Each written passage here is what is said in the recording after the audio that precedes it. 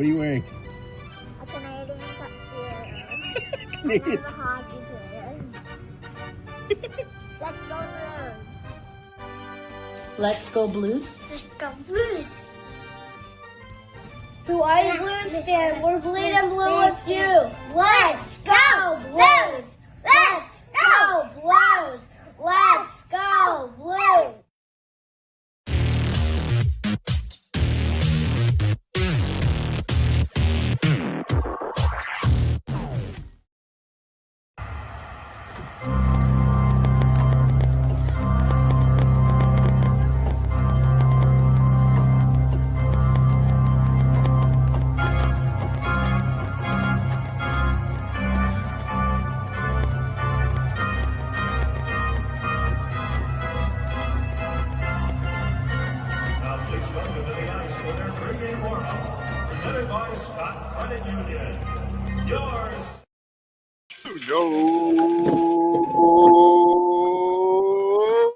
Fan report. Happy New Year's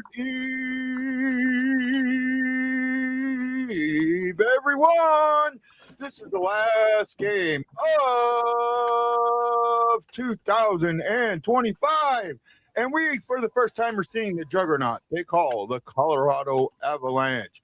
Will they bury the Blues tonight? They're at Ball Arena. Will they also get the shaft? I don't know, man. It's going to be a tough one. I mean, in the prediction video today, I had a conversation with my buddy, Dante's Inferno, and he said, we're going to take it 8-1. So that's what I picked. And I can see it, man. I can see 8-0. I mean, I don't know what to think about this team right now. I'm not very high on them. And, you know, if I'm negative, I'm going to be negative. That's fine. But let's welcome in Justin Eagle Eye Scott. He's typing away. He's going, fuck you, guy. I'm tired of this shit. You're going to stop being so fucking negative, jackass. By the way, Justin, I know you have tough seeing, but take a look at this, buddy. I'm going to stand up. You need to see this. Nice. Nice. You know what this is? I would assume it's something like serving related, right? Like it's like one of them Blues things. Yeah. This is the military tribute jersey. Yeah. Okay. Yeah. That's what I thought it was. Yeah. That looks nice. Who got you that? Yeah. Well, my wife and kids for my birthday. And, the shirt that I was wearing in today's video, they also got me that shirt. It's under this one. I can kind of stand up and show it. Maybe you can see this, buddy. Yeah, no, I saw it in the prediction video. Yeah. It's good. Yeah, cool. they're good ones. Yeah, that definitely got some good ones in. Here it is. Scary. I hope you watched our prediction video, right, Justin? He needs to watch the prediction video. Oh, actually, no, it wasn't a prediction video. It was the what do you call it? The talking points for today's game. I mentioned you, just so you know. He needs OSU to come back. I guess Miami's all over Ohio State. Holy smoke. I don't even pay attention to college football, man. There's only one college football game I pay attention to, and I bet you Justin knows what that is. I bet you he knows what the only college football game I pay attention to is. I don't know. The only one that I would assume would be Mizzou. That would be it. Nope, not Mizzou.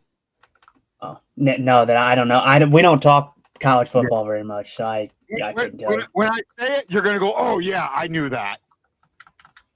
Army, Navy. Yeah. Okay. Army, yeah. Navy. Yeah, that makes sense. Pretty on brand for you. I think I said that before. You might have. Sister JJ says, very cool jersey. Thank you, Sister JJ. It would be the upset of all time if Ohio State loses. Who cares? Hopper just died. Who? Okay, yeah. Oh yeah, John is he's giving us no, it's for Stranger Things.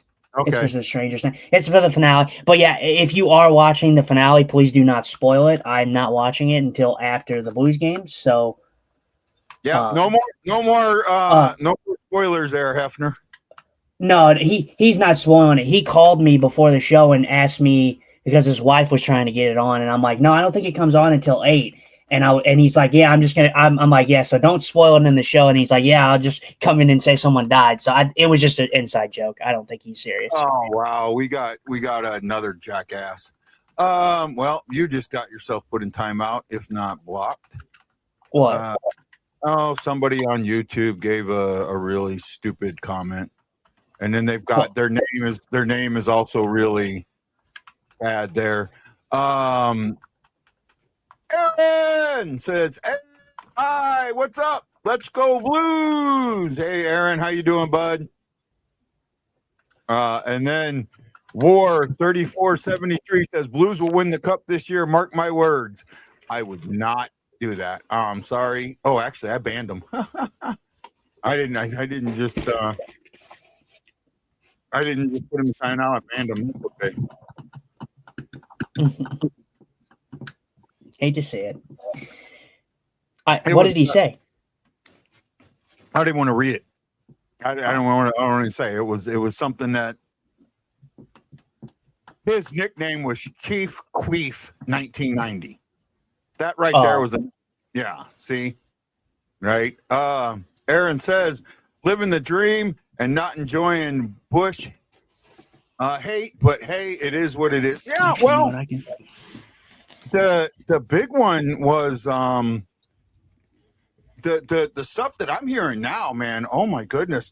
I guess Monty kind of put everybody on a, he kind of, told everybody, I'm getting tired of this shit. And he sat Kairu, and he's been sitting Kairu. Oh, by the way, John says just effing with you, no idea. Yeah, no, he's. I knew he was just messing with me. It was an inside thing. I knew he was fine. But yeah, I know that it's a big thing that's happening tonight. That just so happens to fall on the day where the Blues are playing. But because I would have been watching that if they weren't playing. So. Oh, I get it, man. But I appreciate you being here. Todd O'Neill, John Hefner, J.M. Davis, my shipmate. Thank you so much. I'm going to say this. I'm going to take time out and do this real quick. First of all, I got to say a huge thank you to each and every one of you that reached out to me yesterday. On Facebook, almost 200 people said happy birthday to me. Justin sent me a text along with one of Matt, saying happy birthday. His mom sent me a message.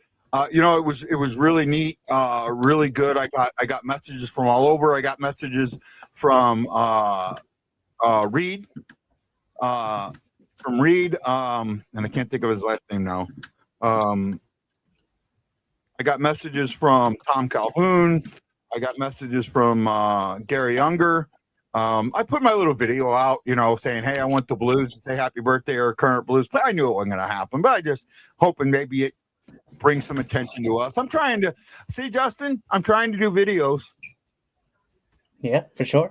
Yeah, I wasn't. Well, yeah. I mean, that's pretty cool. 200 people. I mean, hell, I can't even get that. I can't even muster 10 people. So that's very good. Wow. I apologize to you that I didn't say happy birthday to you on your birthday through Facebook, but I might sure next year I get you, buddy. Oh, right? I didn't even say happy birthday on Facebook. It don't really. You have to physically go in and look at see whose birthdays are which. That's what surprised me is that so many people said it. No, unless they have something set up that shows it, to have that many people post about my birthday was really. I didn't expect hardly any because they've changed the thing. To get as many as I did really surprised me. Do you know what's crazy about McKinnon this year, guy? Is he has 32 goals. He had 32 goals all last year, and he has 38 this year. Insane, yeah. You said it, Scary. You said it from the get-go, or back in the summertime, that they were going to be this juggernaut. And there's only one thing that makes me smile about them being a juggernaut, and there's a little fact that I don't think a lot of people know. And I'm going to say this: the three teams that have held the record for the most wins since the 80s, right? how many of them have won the cup? There's 3 teams, and I'm pretty sure I know all 3. I don't know the year on one of them, but I know the year on the other 2. That what? That won what? Won the President's Trophy? Yep. Well, not just no. I'm talking set the record for most wins in a season. Oh, I couldn't even tell you. I mean, my closest bet would have probably been Detroit, Chicago. Those are my 2 guesses.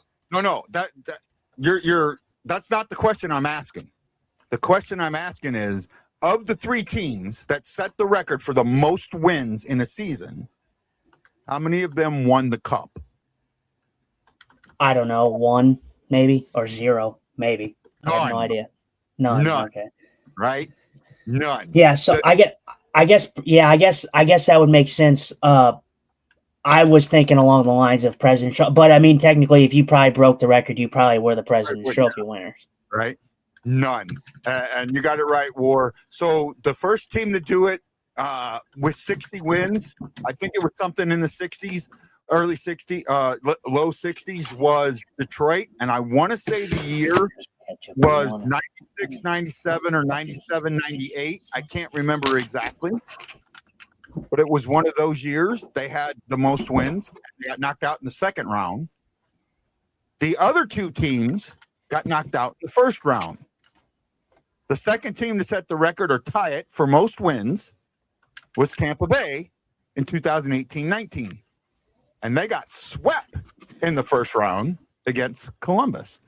And the last team to set the record, and I think I know the year. I want to say that it was 23-24 or 20 was Boston. 22-23 Boston, and they got beat in the first round also. Right? So let them go. Let the Avalanche go set that record for most wins. This means that if we meet them in the first round, we got a good chance at beating them. Colorado. I want to say this. I want to say this too because I'm not in the minority here. That's fine to give them their credit. They're a wagon right now. I'm with Matt. I did a live with Matt yesterday. We gained a couple followers on TikTok. Appreciate that. Whoever followed, if you're listening, appreciate that. I'm with Matt and all that. It's great that they're a wagon right now, but I don't trust them in the playoffs. You have two unproven goalies. They're playing well right now, but they have a Colorado team that's a wagon in the regular season. But I don't trust them when it comes to playoff time. They do not show up depth-wise in the playoffs.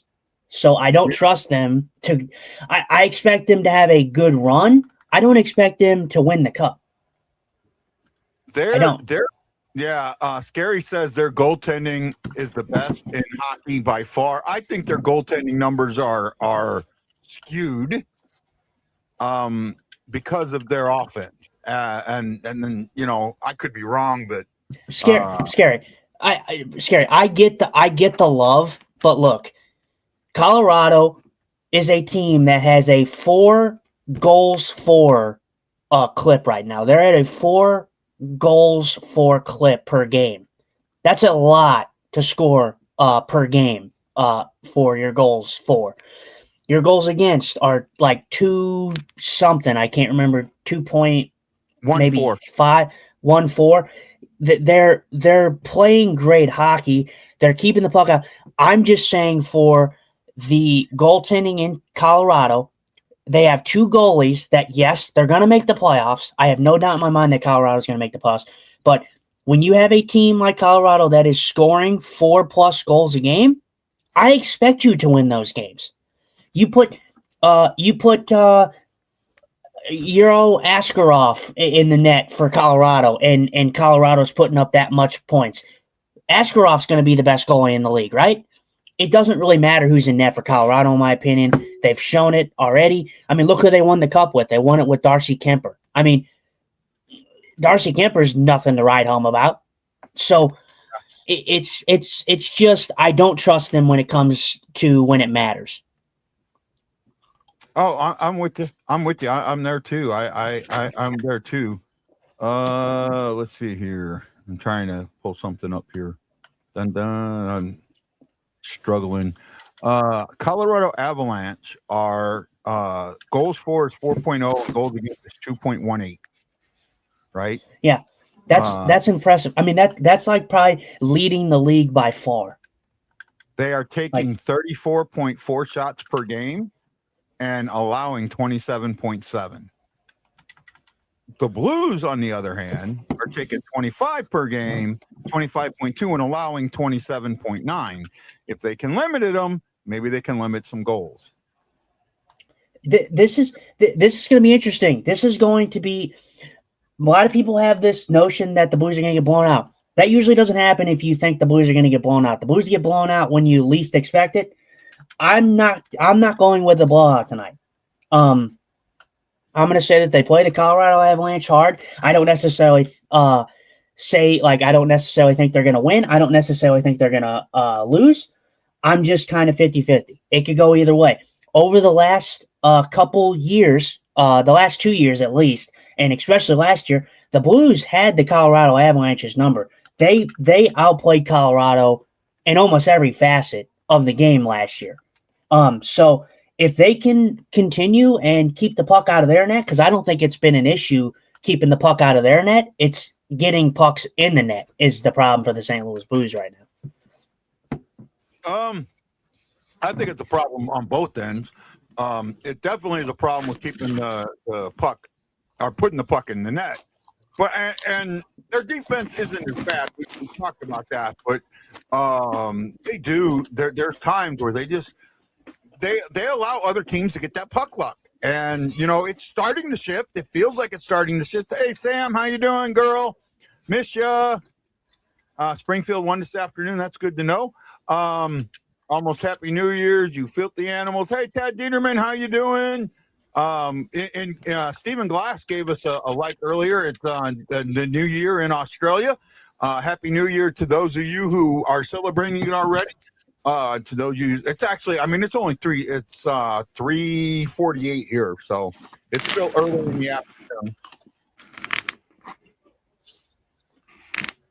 Mike Mariano says 3-2 St. Louis in OT. We get an OT win finally. If we go to OT, we ain't winning an OT. I'm sorry. That 3-on-3 really, really, really benefits a fast team like Colorado. Like I said, for me, I don't expect a blowout. There's just no part of me that expects a blowout tonight. You got to look at recent history, and recent history does tell a lot. Obviously, it's a different season. Colorado's on a heater, but when you set a standard for a history-making kind of rivalry as we have, we don't have a like crazy rivalry with Colorado, but we have history with them, and they're a Central Division rival. And there is history there. There is kind of a little bit of a rivalry there. I think that we have a little bit more rivalry with like Minnesota and Nashville and all that. But the Blues and Colorado, when they play each other and they're both good, they make for some good games. They're very entertaining games to watch. Right. Colorado's one of the three teams that has beat us in a Western Conference final. Right. They're one of the three teams that have beat us in a Western Conference final. So yeah, there is some history there. There's a question. There's a question. Who are three teams that have beaten the Blues in a real? So I'm talking post early expansion, not the first three. It wouldn't matter if that. Who are the three teams that have beaten the Blues in the conference finals? It's only happened. They've only been to it 4 times, and it's happened 3 of the 4. Who are the 3 teams that beat them in the Western finals? San Jose was one. Yes. San Jose, that was the year that they went to the finals and played Pittsburgh, and I wanted San Jose to win that one, and they didn't win it. The second one was.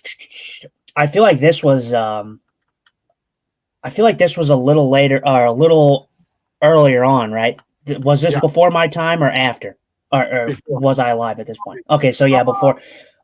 One you probably were alive for, one you weren't. Well, what year was it? Can you give me the year? No, you weren't alive for either one. And if I'm gonna try and see if I can remember the year. What? Because I give it a weird year away, it might give it. Yeah, Stephen Glass. Well, not if I wasn't alive. Yeah, so it was the 2 years were 86 and 2000, or was it 2002? I think. Oh, I was alive for the 2002. Okay, well, yeah, but you would have been what? A year old? 2, something like that. 2, a year and a half, maybe. Yeah. But yeah, no, yeah. I knew Colorado was one because you literally said that before. Yeah. And then that was the 2002 one. Mm-hmm. And then sorry. And then Calgary, right? Yep, Calgary in 86. Yeah. Which is kind of weird to think about because obviously a different time, but Calgary and the Blues being in the West Final. Yeah, Crazy. No, it was a different time, and 86 was still when they had the divisions, like the way I talk about them, and yeah, Calgary won that. They got to use local refs, and that was a controversial win for Calgary in Game 7, right? Mm-hmm. That was a very controversial win for Calgary in Game 7. I had to think about it for a second. I'm thinking maybe there are more Western Conference Finals to win, but they're not. That's it. Those are the 3. And I actually, here's a really good question.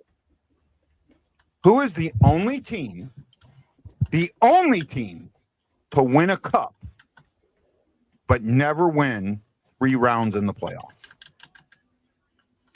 Who is the what, sir? The only team to win a cup, but never win the 3rd round of the playoffs.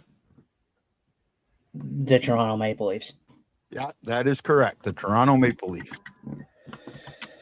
Yeah. Yeah, when they won the cup, it was only two rounds, I believe. 2 rounds, yep. That's why, and you know, in Detroit, they use the octopus as a symbol of the cup. Mm-hmm. Right? Do you know why? No. I mean, like I said, this was before my time. But yeah. Well, I do know they use it, but yeah. How many legs does an octopus have? 8. 8. Back in the day, it took 8 wins to win the cup. Mm-hmm. So there you go. Right? That's why they use the octopus. Did Nashville hold on? Yes. Nashville beat the Golden Knights 4-2. Capitals doubled up the Rangers 6-3. Lightning 4-3 in overtime over the Ducks. Score for San Jose over Minnesota. So they gave Minnesota a point. Detroit's up 2-1 on the Jets with 7:37 to go in the 3rd. The Blue Jackets 2-0 over the Devils at the end of 2 and at the end of 1. The Stars have a 1-0 lead on the Sabres. 2 other games tonight, starting after ours, about a half hour after our puck drop. The Flyers are in Calgary facing off against the Flames, and the Bruins travel to see McJesus and the Oilers in Edmonton. There we go. She says Hershey lost, but I'm happy Springfield and Washington won. Yay! So Nashville is in the wild card now. I don't know. I don't care. All right. I mean, it's still it's too early to worry about that. You know, I mean, the only thing to worry about is if you get just see what you got to do. It's on you to stay there. But it's on you to stay there. But other than that, you know, it's still too early, right? And we got teams that jump. That's what I think everyone doesn't understand. We still got a bunch of teams to jump. We got to take care of our own business, and we're not. So why should we care? Start taking care of our own business, and then I'll start caring. Right? Take care of our own business, and then I'll start caring. And that's what it comes down to me. I'm good now. I'm good now. Sorry. I took you out for a second. That's all. No big deal. National,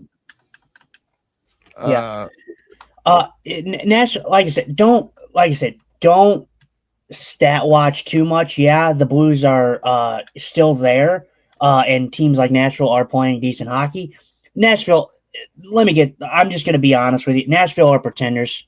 Don't rally a horse on Nashville. Okay, they're not going to be there for, a crazy amount of time. I mean, you look at a team like the Winnipeg Jets. They're struggling so bad right now. If that team was good, Nashville, I don't think would be anywhere in sight. So yeah, hell, if we were good, Nashville wouldn't even be in sight. I don't. Yeah. I mean, if we perform like we know we should, yeah, the Nationals shouldn't even be in the contention for. I did say this. I mean, if you remember at the beginning of the season, I said Nashville. I think they're better than everybody. They were better than last year. They're gonna be better. So I'm not surprised that they're having a bit of success right now. Will it hold on? I don't know. I really don't know. It could, and it could not. We just don't know. Jason Nichols, Samantha Robinson, Mike Mariotto, Ted Dieterman, Stephen Glass, Chris Shockey, Todd O'Neill, John Hefner, and one more whose name I cannot see. Thank you so much for putting your thumb in the air and saying you like the Blue Note Fan Report. We appreciate that. Got 9 of them now. We haven't had that number for this early for a while, so we appreciate that. Let's keep it going. We got puck drop or so. It's a good game to watch. This is the one that I was the most excited for. Like I said, I didn't think the Sabres, I didn't think that Predators would get a lot of garnered interest, if I'm completely honest. Go ahead. No, you're good. I that's all I just said. Aaron Nell says, in other words, Finland 2, Canada 2. There you go. It's 11, about 12 minutes left in the first, so that's game shorter. That's a high-scoring game for. Did the USA win, or did they play later? I haven't paid attention to the juniors like I should.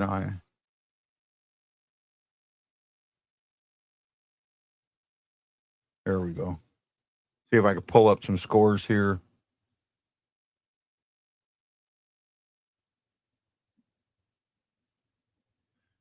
Has the Team USA been announced yet for the Olympics? I know Team Canada was. I don't know. If not, it'll be coming soon, I'm sure. All right. Here we go. Oh, USA lost today, 6-3 to Sweden. Switzerland beat Slovakia 3-2, and Chechnya beat Latvia 4-2. What the standings look like? That should put the USA drops down. That's the last game for them, so they drop down into second. With 9 points, they had 3 wins, 1 loss. Switzerland, wow, man, Switzerland sweeps. So if we face, the way that I think they flip flop the thing. So we wouldn't meet Canada in the final. Now we would meet them in the semifinal, I think. So could be wrong on that, but this should be what's playing now is the last game of the preliminary round because there's 5 teams, so you play 4 games. Chris says Team USA was announced. I didn't see it. I guess there was some controversy with Canada with at least one person being on there.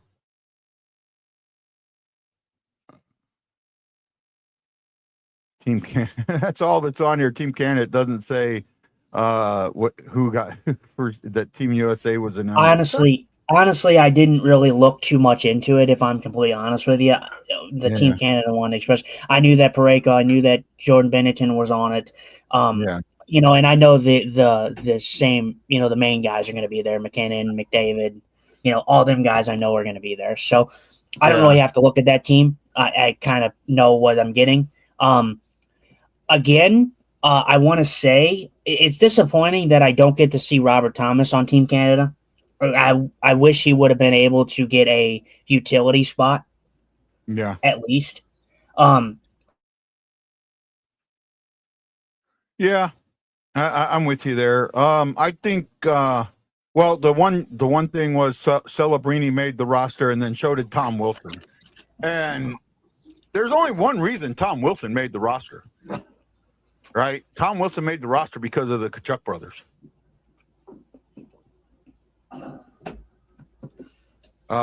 Canada's coach begged Army for Benny. I heard that. I seen something about that.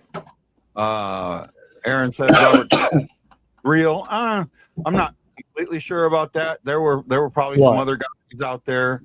Connor Bedard make the team. I don't know. Right? Connor Bedard I know had his. Well, like you said, there's a lot of good centers in the league that you're gonna have there. You already have two spots taken up by two of the best centers, and Nathan McKinnon and McDavid. So yeah, you have them, and then you're probably gonna put Crosby on there. Crosby's gonna be there probably regardless, just because he's Sidney Crosby, and until he's out of the league, he'll be in every national event that they have. So, I think that it's solid. I mean, they have a solid group. I just thought that I would have loved to have a Robert Thomas, at least, like, not making the opening roster, but like I said, as a utility guy, as a backup. I got Dante's Inferno messaging me right now, so I'm responding to him.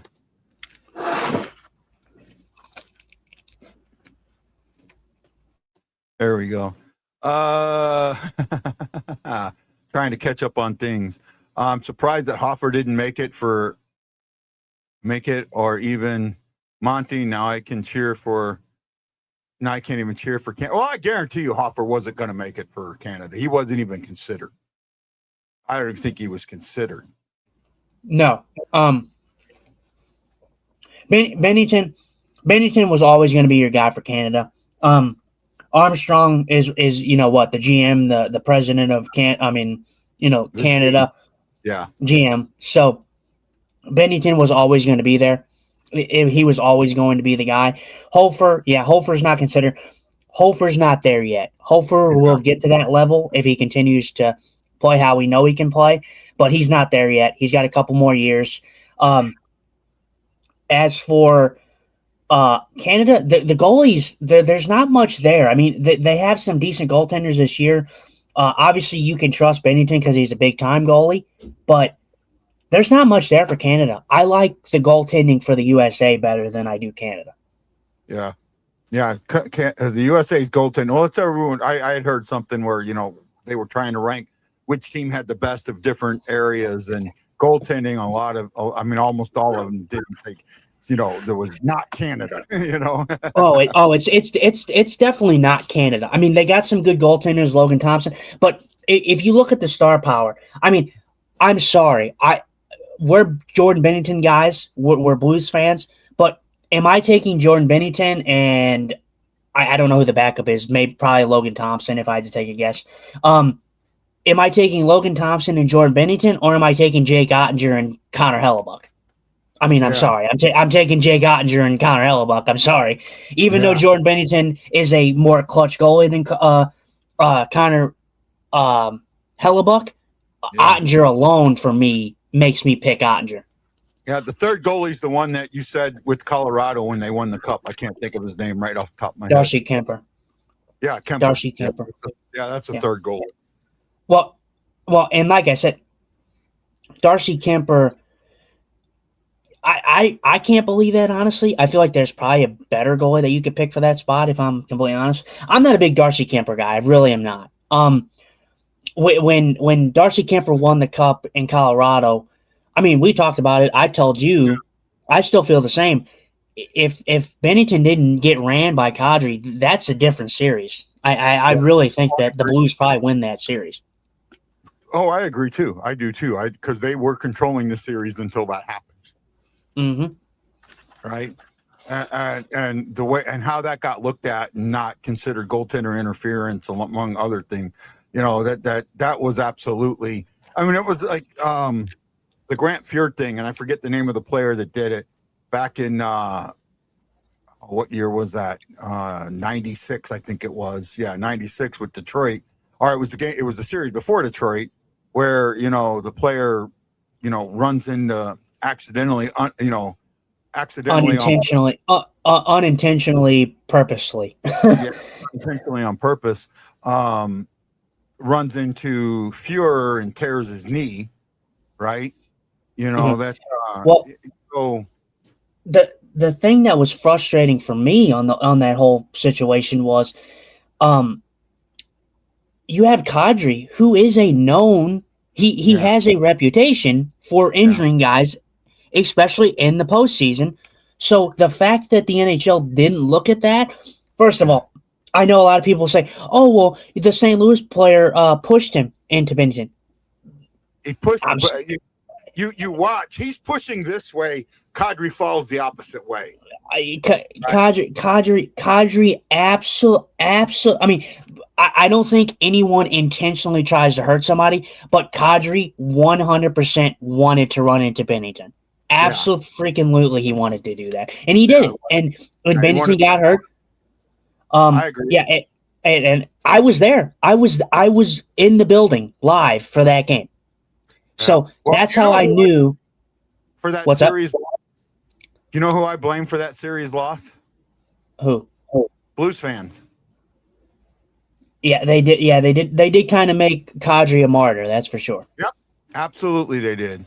And one of the things that I was really upset about was that the referees didn't give in the next game, in Game 5 in Colorado.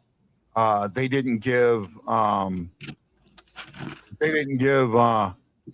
Kadri they didn't give bench minor to Colorado, and they should have got 2 of them for people putting the signs up during the game.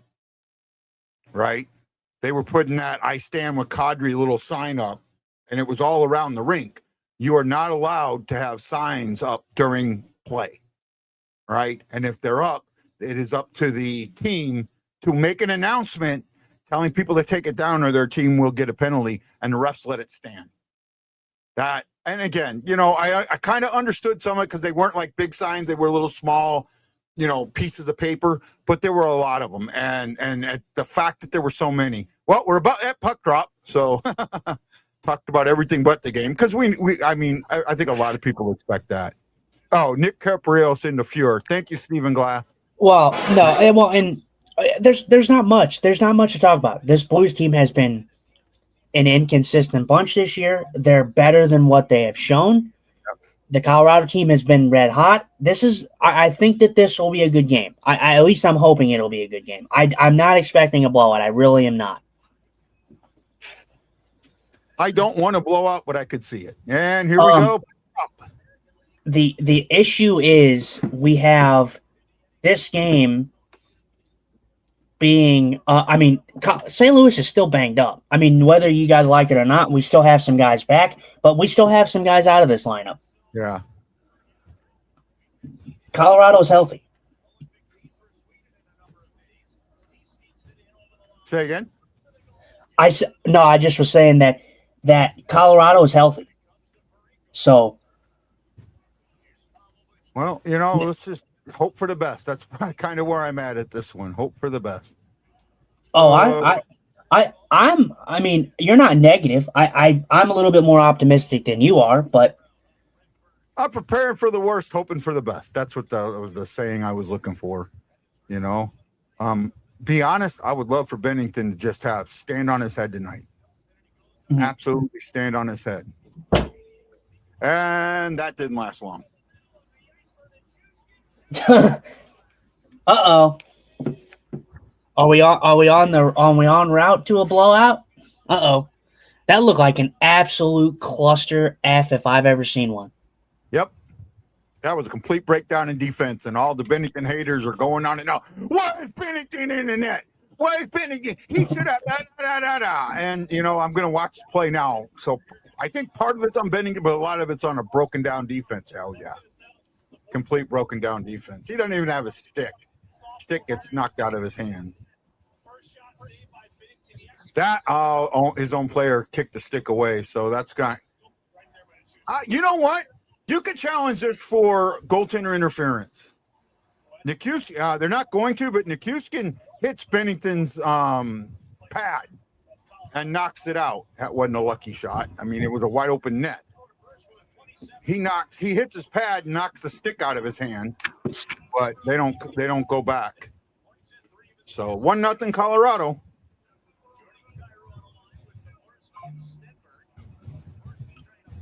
Definitely not the start you wanted. Say again? I said definitely not the start you wanted, but plenty of time left, plenty of hockey left. They gotta. Scary says that's a choo-choo chain, guy. I can see that. Right? I can see that. I still think the Blues should have challenged that for goaltender interference. I think they could have, but I think with the fact that Nikushin had the puck, yeah, I don't think it would have been overturned. But then again, though, Guy, we've seen goalie interference. I mean, they're about as consistent as my cat takes a shit in the litter box. So yeah, I get you. Bennington not at fault there. I didn't think he was.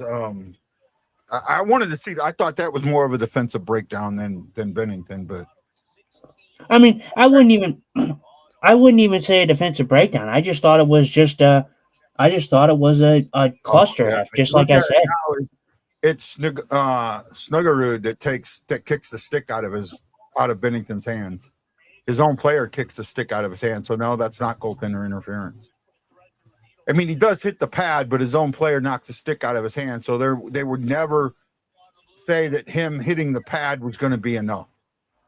That's the way I would look. If I was an official looking at that play like that and saying, yes, he hit him, but it was not enough, because that's as the play continues, it's the stick getting knocked out of his hand by his own player that causes that.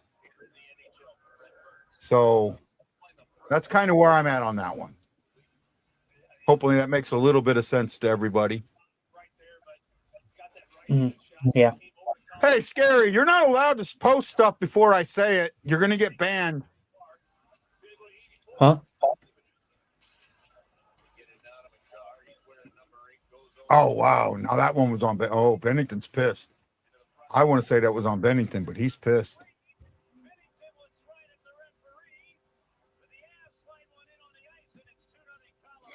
Oh boy.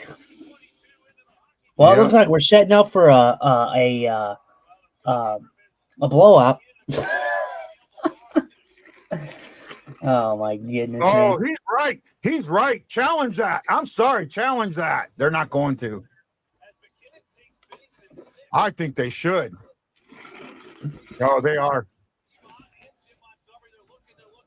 Yeah. Oh yeah. He's calling them all. Yeah. I would challenge that. That's two. That's two right there. You even said that they could have challenged the first one. I think that this one was. Originally, I thought they could. I don't now. I do think this is goaltender interference, but I think it's going to stand. And the reason I think it's going to stand is going to say the Blues player affected it. Doesn't mean I believe it. Falk's not in the box. Falk. They're going to say Falk pushed him into Bennington. They're going to say Falk. Well, if they do, now I want to say this right now, guy. If they do, that's a bunch of malarkey, because that is not anywhere close enough to enough contact to say that he pushed him into Bennington. Absolutely no way. What that looked like right there to me, that looked like an accidental, I'm going to purposely kind of hit into you kind of thing. Yeah. That was, and I'm kind of with you. I think that they will. I think it will stand just because they will say, "Oh, the." Oh man, I'll let it come up on the. I already know what happened, but I'll let it come up. Yeah, I'm sorry, guys. That's goalie interference, man. I'm sorry. Here we go. I'm not. They took it off. There you go. That's the right call. I'm sorry. That is the right call. Justin Falk does not touch him enough to impede him. I agree with you, but I did. I told you when it came up. I said it right away. But you look at what's happened in the past about how they've ruled on these.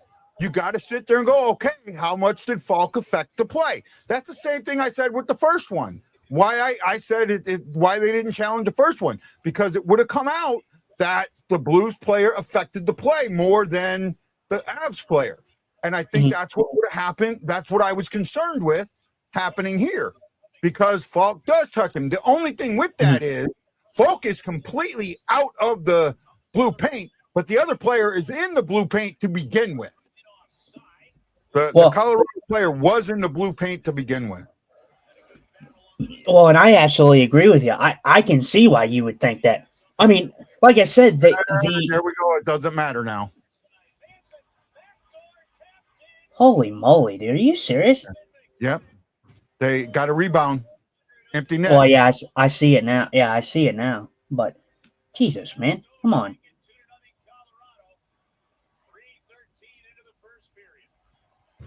What a joke.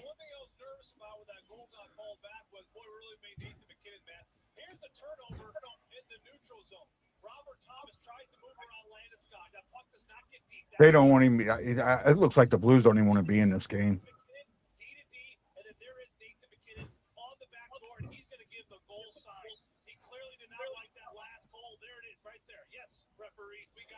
I don't now Nathan McKinnon. Okay, douche. I get it. You don't like the last call, but it was goalie interference. So it's blame your own self.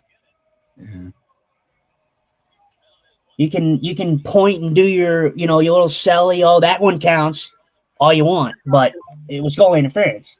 Right is gone, and Bennington will probably get pulled. Holy moly, man! This is a joke. Are you serious? Not on Bennington, but he's going to get pulled. He will get pulled. He's made what, one save or no, 5 saves out of 8. Yep. Wow.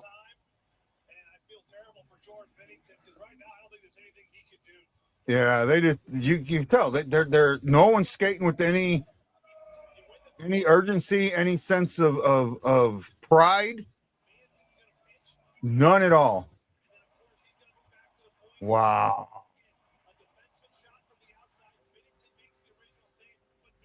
Oh, they took there's a timeout wasted already. Well, I think they should get 2 timeouts per game. Well, they're not pulling Bennington, which is the right move. Yeah, it's the right move. It's the wrong move, right? I get you're not if you pull Bennington, you're not pulling Bennington because of Bennington, right? But maybe the timeout is like saying, okay, guys, get your act together, and pulling Jordan aside and say, Jordan, you're okay. This isn't on you.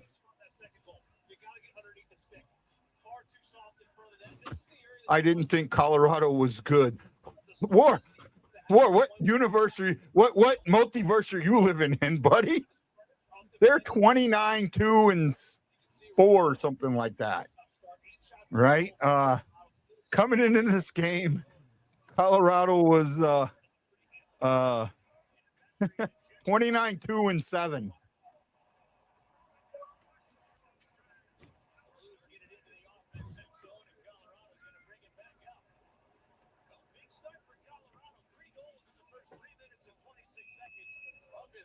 Wow.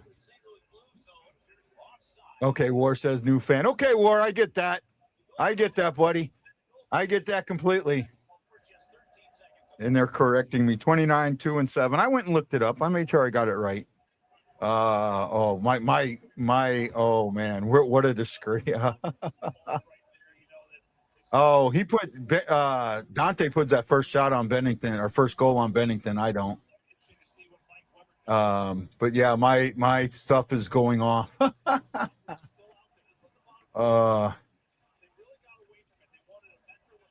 Blues don't have a shot and they're already down 3. Holy moly. Yeah.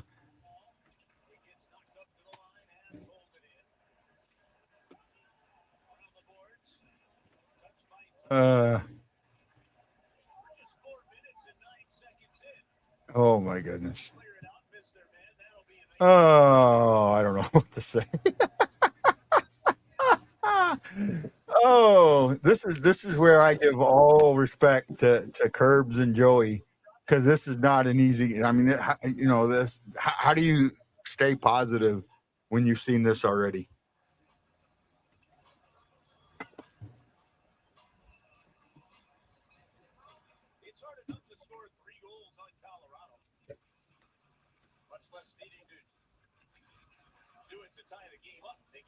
Oh my goodness.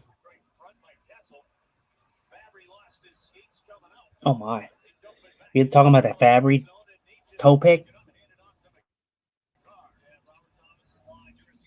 Wow.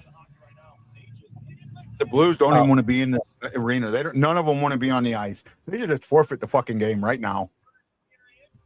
Oh my goodness! Clip that. Wow, that's crazy. That's what his second goal. Yeah, that's McKinnon. Yep, McKinnon's second. I don't know if he got an assist on the third one on the No, he did not get any assists. He just got 2 goals.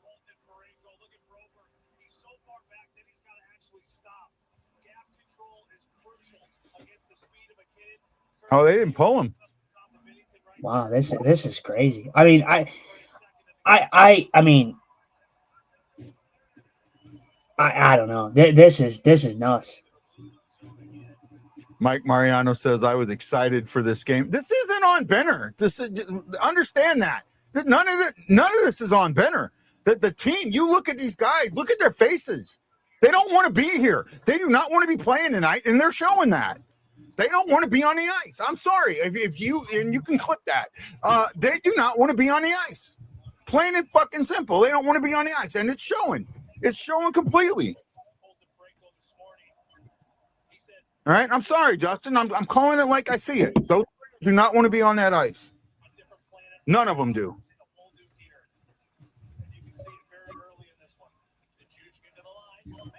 Ah.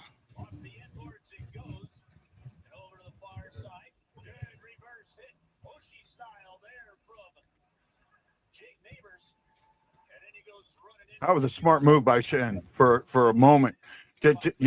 We obviously can't get nothing forward. Let's take it back and try and reset and regroup.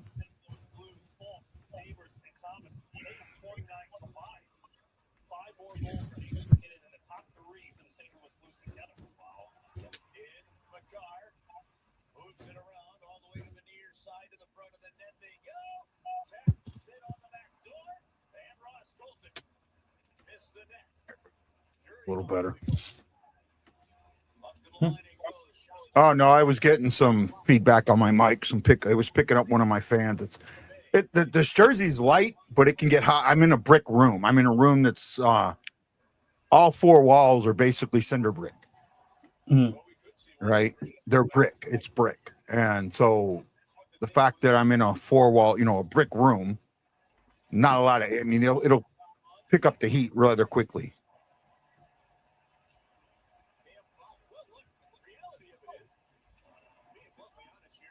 Yeah.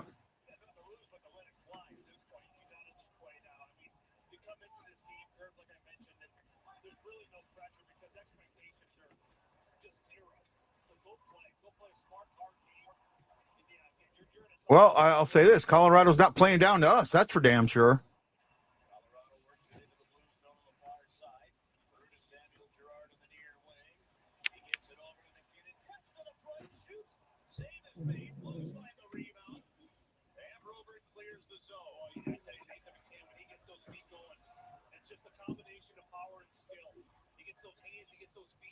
I would love to see offensive zone time because I think the Blue they have had none. They don't even have a shot on goal yet.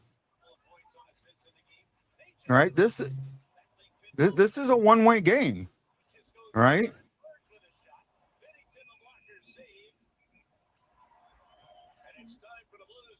Oh, he's blaming it. He's kind of sort of blaming it on the altitude, but I'm not there.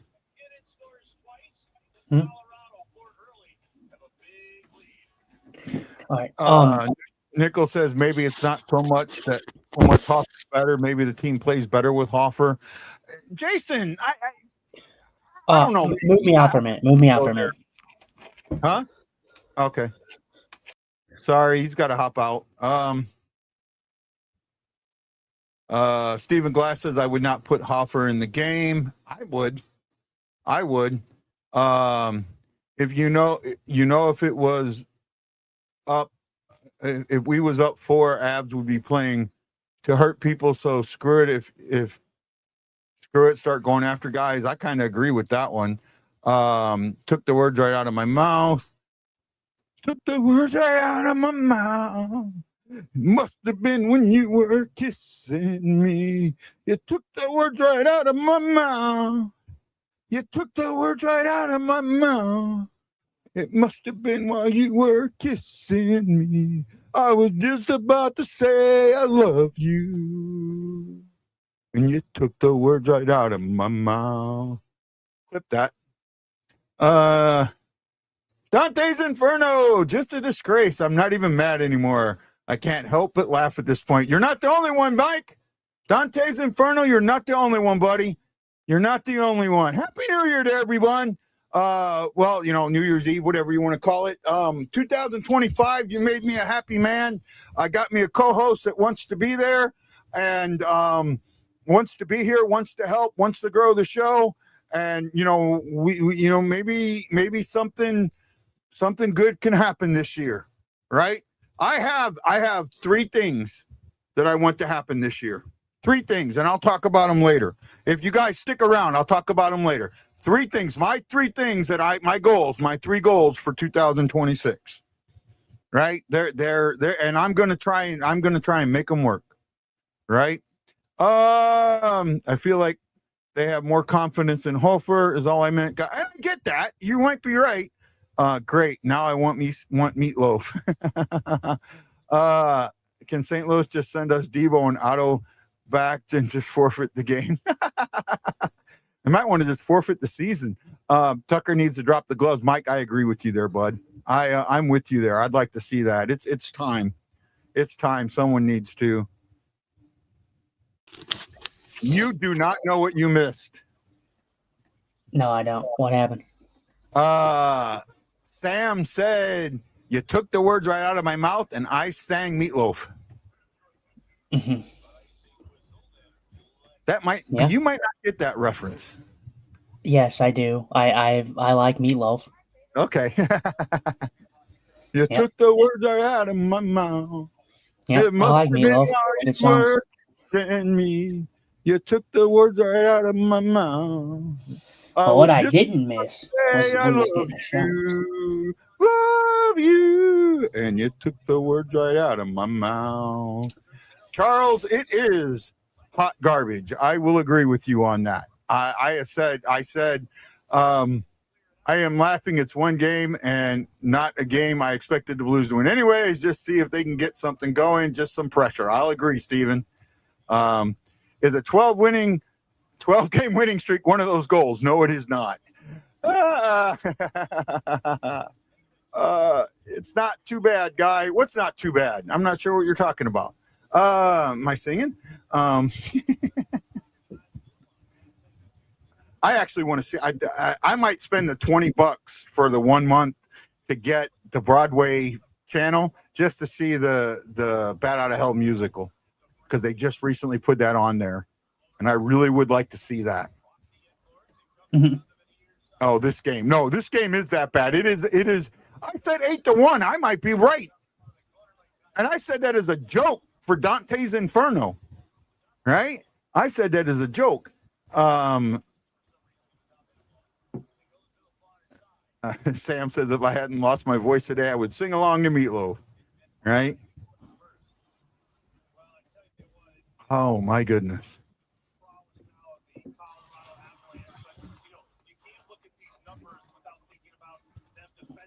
That song has the greatest opening of any song I think I've ever listened to. The opening of you took the words right out of my mouth is absolutely it's stunning, right? For them to have that saying, does he love me? Yes.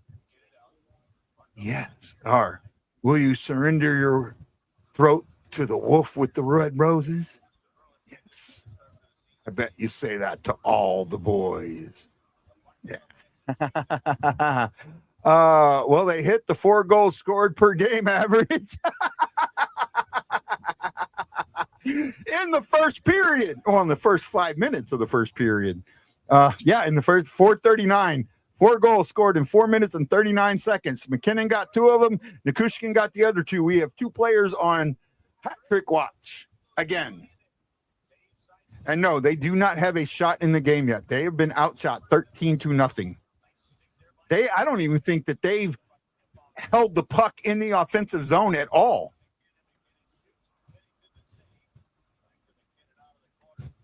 I don't think that they've actually had the puck in the offensive zone at all, other than passing it in.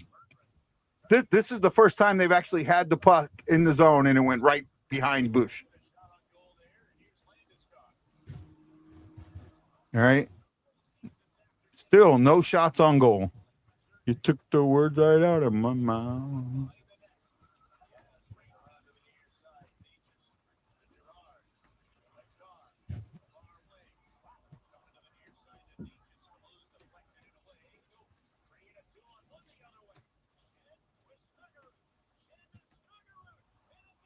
And he missed it in the net.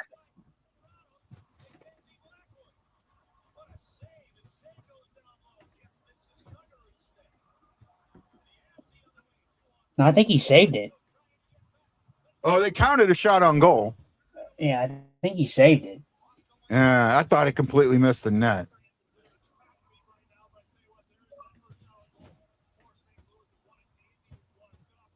It's a good chance for the first shot. It was. I'll say that. Good chance. Good chance. I think he saved that. I'm pretty sure. Yeah. You're not going to be able to trade Bush. Shen you can trade. You're not trading Bush. Not after he just signed that contract. You're not trading him. So Bush is here long term. Well, good shot, Stenberg. I like it. There you go. What? Stenberg. I said Stenberg. He got a shot. Another one. Yeah.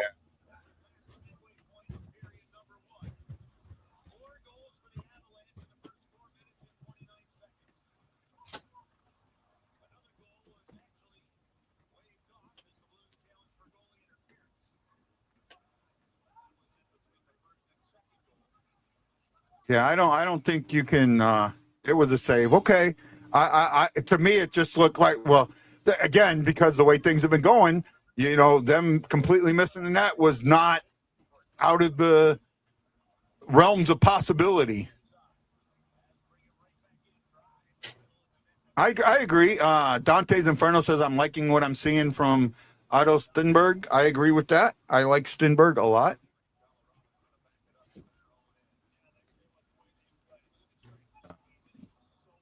Yeah, Stenberg's been good. Can't really ask much from the kid. I mean,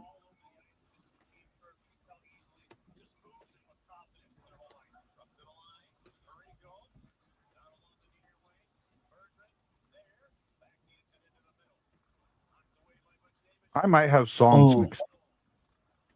Do I? I think I have songs mixed up. I do actually. Oh no, I don't. Okay, I got it right.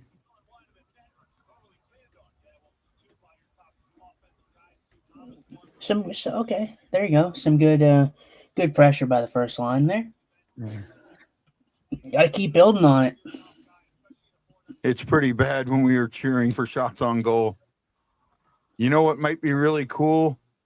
Going through the entire Blues roster and figuring out what Hogwarts houses they belong to. I do not have enough Harry Potter knowledge. My daughters would, because they're that age, but I would not have enough Harry Potter knowledge to be able to do that. Would not at all. Tell you what their New Year's resolution might be. Some of them it is to just play fucking better. All right.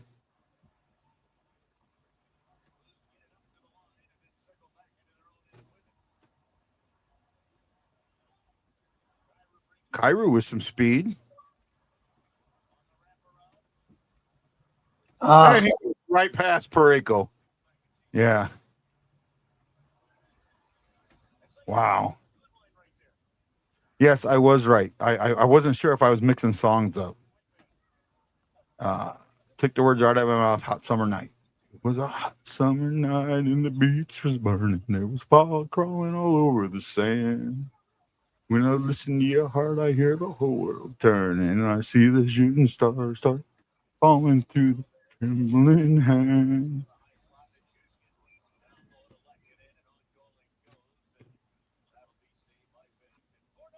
Oh, Shaggy! Hello, Shaggy! Welcome! Hello. We love you, buddy. We love Shagamicious. We feel your pain tonight, Shaggy. We feel your pain. You would need a sorting hat to put them in the houses. I wouldn't know it all, man. I wouldn't know it all. I've never read the books. I've seen most of the movies. Well, Shag, he says the Rangers are making me nuts, and you know what? The Blues are doing the same thing to us, man. And we do love them. And he says I love them though, and you know what, Shag? We love the Blues just as much. Yes, we do. Yes, we do.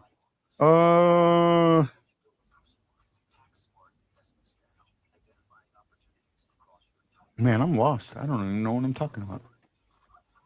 Just take the quiz. I couldn't. What? Yeah.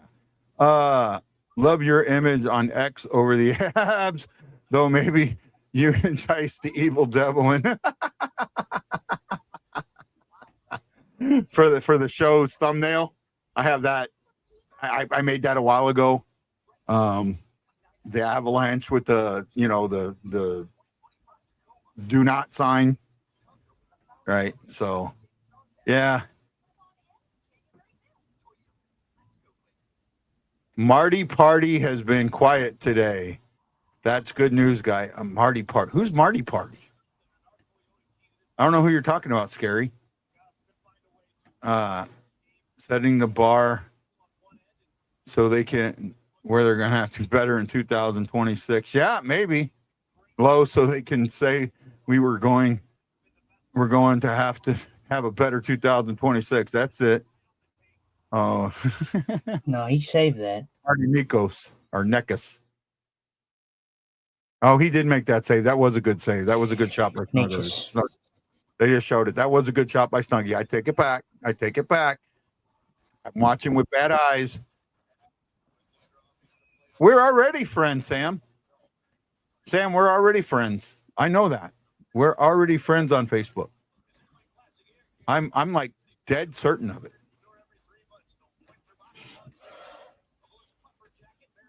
Oh, that's nice. I'd like one of those. Nice puffer jacket.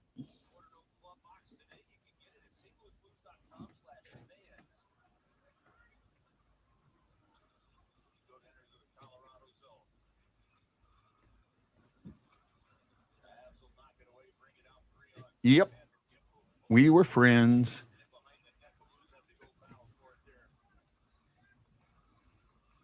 Come on, my singing wasn't that bad. Not one person bitched about my singing. That tells me it wasn't that bad. Not one of you. You guys used to tear me up on my singing. We could very well could be the year we land a top 3 pick. Maybe. It's possible. Oh, you need Marty to score one more, or Mac to score one more goal for your parlay. I can't bet, man. I just can't do it. I feel like anytime I make a bet, I know I'm going to lose it. I just know I'm going to lose it. I would bet if I was going to be, I would bet against the Blues every single time. Absolutely bet against the Blues every single time. Lance says we're all deaf. That's why no one's bitching about my singing. I think I do Meatloaf pretty good. Oh, that's right. Who is it? Rick Springfield. My boy Rick is on Dick Clark's Rockin' New Year's Eve tonight. He was the headliner. I love it. Going back to the 80s. Ooh, somebody's hurt. Oh, no, he was trying to... Shen was trying to get a penalty, I think.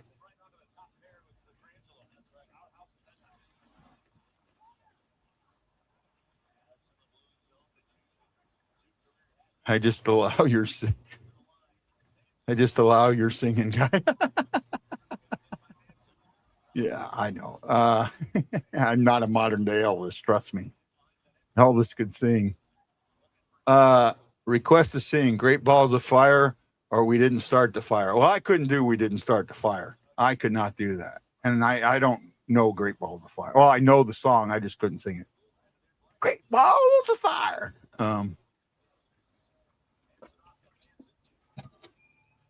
Steven, I'll send you the quiz. There you go. Stephen Glass, you're going to get the quiz for Harry Potter's houses. Steve's my age. I don't think he cares, but we love it. I love it, man. They got to have something to talk about. 10 people still watching this debacle. Thank you. Ohio State is losing, or this night would suck. Dante says, I'm not one to judge anybody. Yeah, you are. Yeah, you are. I've heard you sing. I know how good you sing, buddy. I still think you have the wrong name for your band. I really do.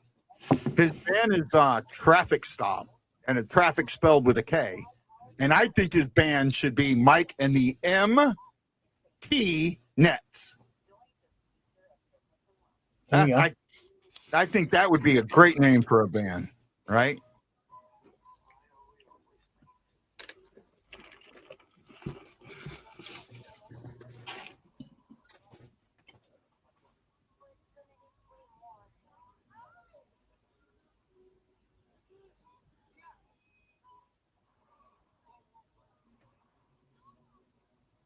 Yeah, I think that works. Yeah. Hold on.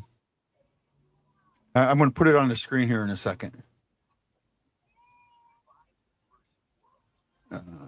Do it on this one.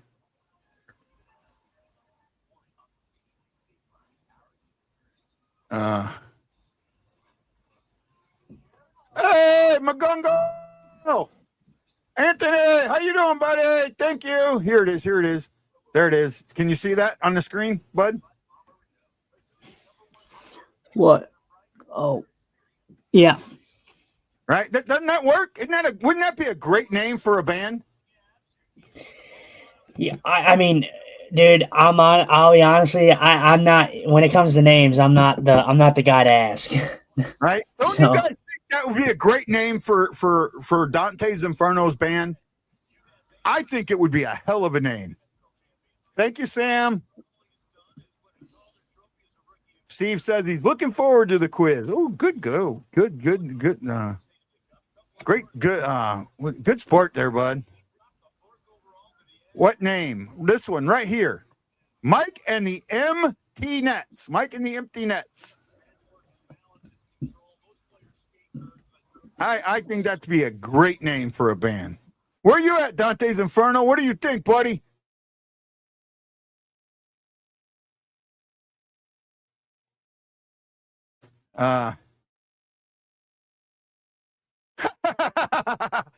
Justin, you're just too much stress. They want you to look.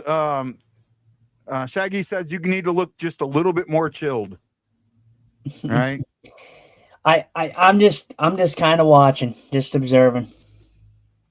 Mike says Fight for Fighting is actually an amazing. Actually, he's coming here in February, and I might go see him. I'm thinking about going and seeing him. And yes, I think Fight for Fighting, and especially when it's a one-man band. It's not like a full band. It's just him. And instead of using his name, he chose Fight for Fighting. And he chose that because he is a, what do you call it? LA Kings fan. I'll think of it here in a second. Right? But I do think my name is pretty good. Apparently, Sam is a pure Slytherin. So if anybody gets Slytherin, that's my house. And Mike said he's a Ravenclaw. Cool. I have no freaking idea, Claw.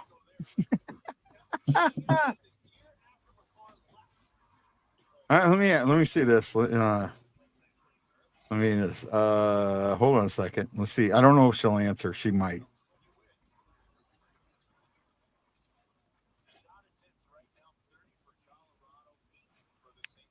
She might be asleep because they went and did a really high hike today. I got one Bennington and the Swiss cheese. Yeah, but this isn't all on Bennington tonight, man. This is not. I don't even think one goal. Maybe one is on Bennington, right? But I don't think that. I mean, this team. It just, to me, they look like they don't want to be out there, and it's what's cost Bennington. That's why I don't think he's been pulled. Take the quiz and you will be sorted. Okay, I might do it for you, Sam, when I get a chance. I'm a Hufflepuff. I don't know what that means. I know my other one might answer if she's doing something.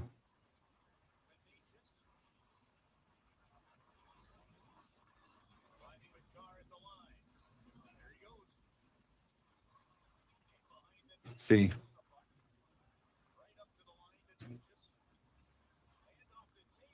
Bennington made a save.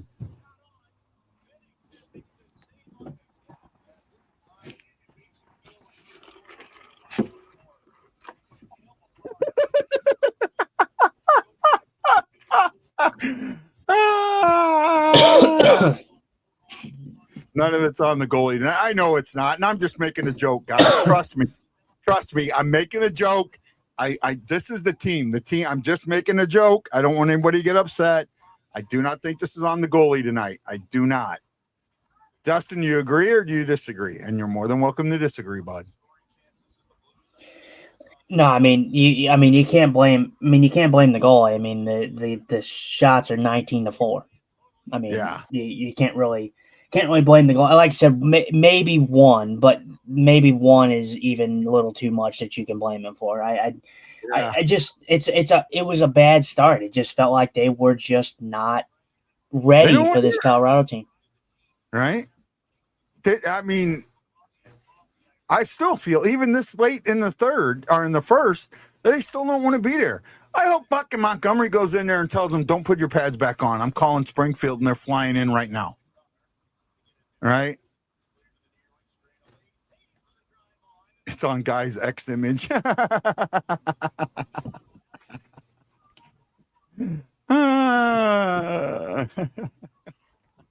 I know what he's talking about.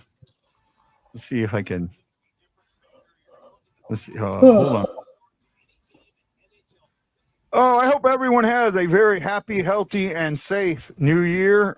Please be safe. Here in Hawaii last year, 7 people lost their lives due to illegal fireworks, not even a mile from my house. You know, and I know in St. Louis, people like to shoot off guns. Please do not do that. Please be safe. Everyone, you know, think of everyone else. Let's make 2026 a much better year for life. Right? Let's make this a much better year for everyone.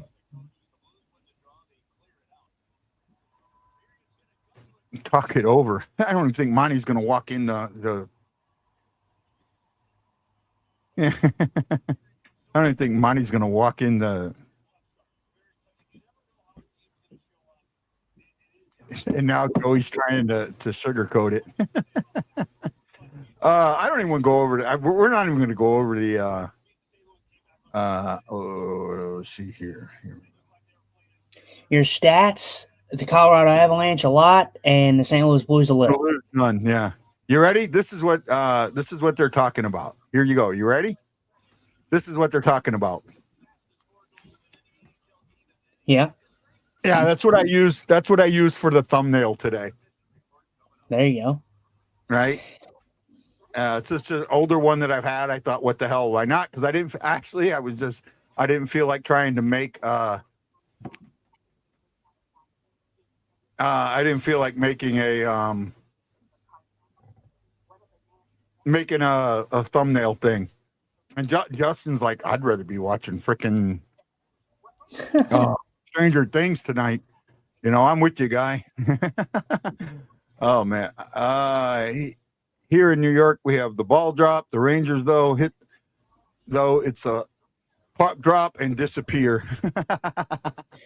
Hey man, Shaggy, Rick Springfield, buddy. He's headlining Rockin' New Year's Eve, but I don't think he's in New York. I think he's in LA.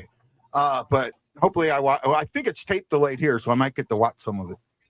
I think it's tape. Usually most of that stuff's tape delayed here. So, I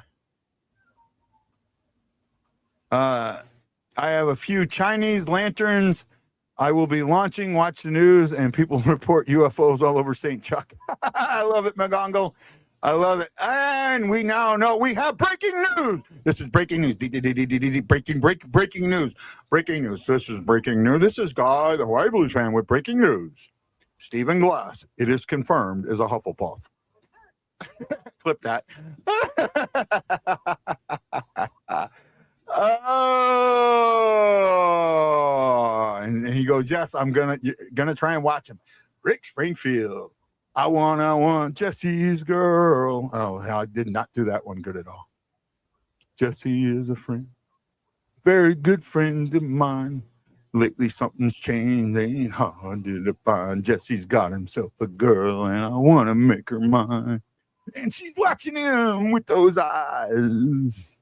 And she's loving him late at night. You know, I wish that I had Jesse's girl.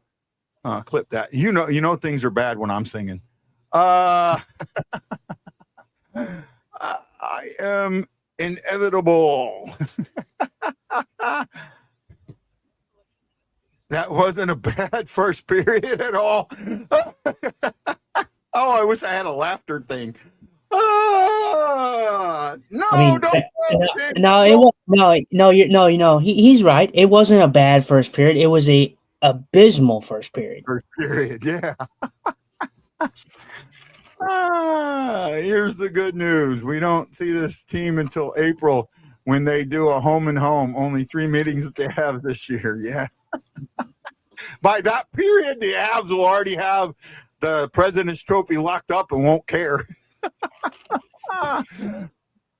He still made 15 saves in that mess. Yeah, Pennington was okay. I'll say that. I didn't have a problem with the B-man. I did not. Did not have a problem with the B-man. No, I did not. Some may have. Some people put everything on the goalie. I don't, but I didn't. Agree. It was maybe one of their better. You didn't see the next two. I know lots of shots on net. Yeah, they were just peppering. I mean, Bennington was in a shooting gallery. That doesn't mean what it used to mean, right? That has a really negative connotation to it now, but it used to not have a negative connotation, right? Mm-hmm. The Inferno says, as stellar as Colorado looks, though, anybody is beatable. We see it every season. That is very true. I talk about, the distance between teams is minuscule. Do you believe the Sabres are real? That's a good question. Buffalo's up against Dallas 2-1, going for 10 straight. They look real to me. They look like, can they put it together? The question is, can they put it together for the whole season? And maybe they can. I don't know. All right. Again, you're still on that. honeymoon phase, like I said all the time, the Buffalo Sabres always start the season poorly. They have a miracle run around this time in the season. They do it every year. If you go Yeah. back and look at the season for the Buffalo Sabres last year, it was the same thing. They had a miracle run. They make Buffalo Sabres fans believe, and then they crush their dreams. So they're still in that honeymoon phase. 10 straight, fantastic for them, but they got to keep it up. They're going to lose that streak eventually. It's all going to come down to how they react when they do lose it. Are they going to turtle into a shell like they usually do? Or are they going to continue to play good hockey? Yeah.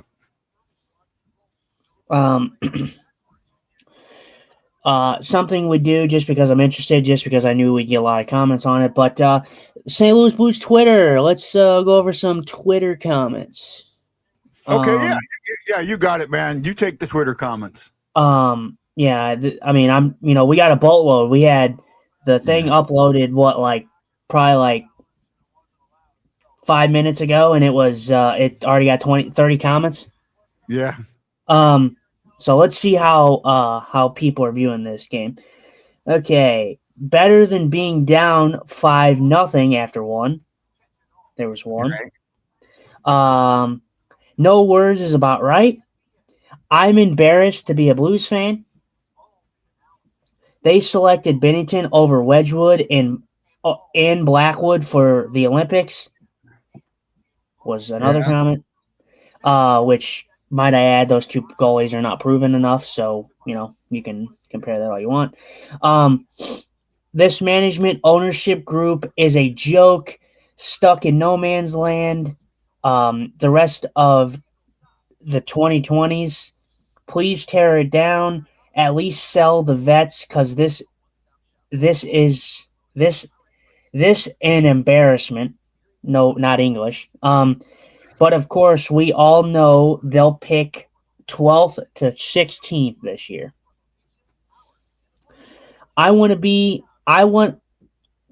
Jesus Christ. I want to have trades, but nobody wants the players for price. Man, at least if you're going to comment, can you guys pick up the grammar a little bit? Jesus Christ. They are showing their true colors, and this team and culture is absolutely disgusting and very trash. 4 shots on goal. 4 shots on goal 4 and 4 goals against. You can't make this up. Okay. McKinnon has 5 more goals than our leading scorer has points, which is crazy to think about. If you forget the first 5 minutes of the game, this one is tied. That's a good point. Okay. Am I the only one? Am I the only one has put sound mute? My God, they're worse broadcast team than the Blues. My God, they are awful. No, sir. What is awful is your grammar. You need to go back to school, because holy moly. Who y'all gonna take with the number 1 pick? Was what somebody said. I would assume that was an Avalanche fan. I could be wrong, or just another fan base in general. That's a Blues fan. I'm almost certain of it. Oh, okay. Sell everybody this. I'm not looking. I'm just making an assumption. So. Okay. Sell everybody. This team is Swiss cheese. Team Canada's goalie looking good. Thumbs up. Are we really surprised? Are you guys playing a goalie tonight? We're busy watching Stranger Things. Absolutely pathetic. Got off easy there. Sell and sell more. Can't sell what no one wants. Really cool, thanks. All these losers, and then there's a GIF that who want me, and then it's 100% no thing. So could be worse. Keeping it close, nice. Shots are 20-4. Laughing emojis, eye rolling emojis. You suck. And then you have the you suck, but then the Happy Gilmore gif with the guy saying you suck, jackass. Let me say this. I can find two positives out of this entire thing right now. Two positives. All right. Oh, here's Matt. He finally showed up. Is one that we didn't get put to sleep? No. Okay, that's three. Okay.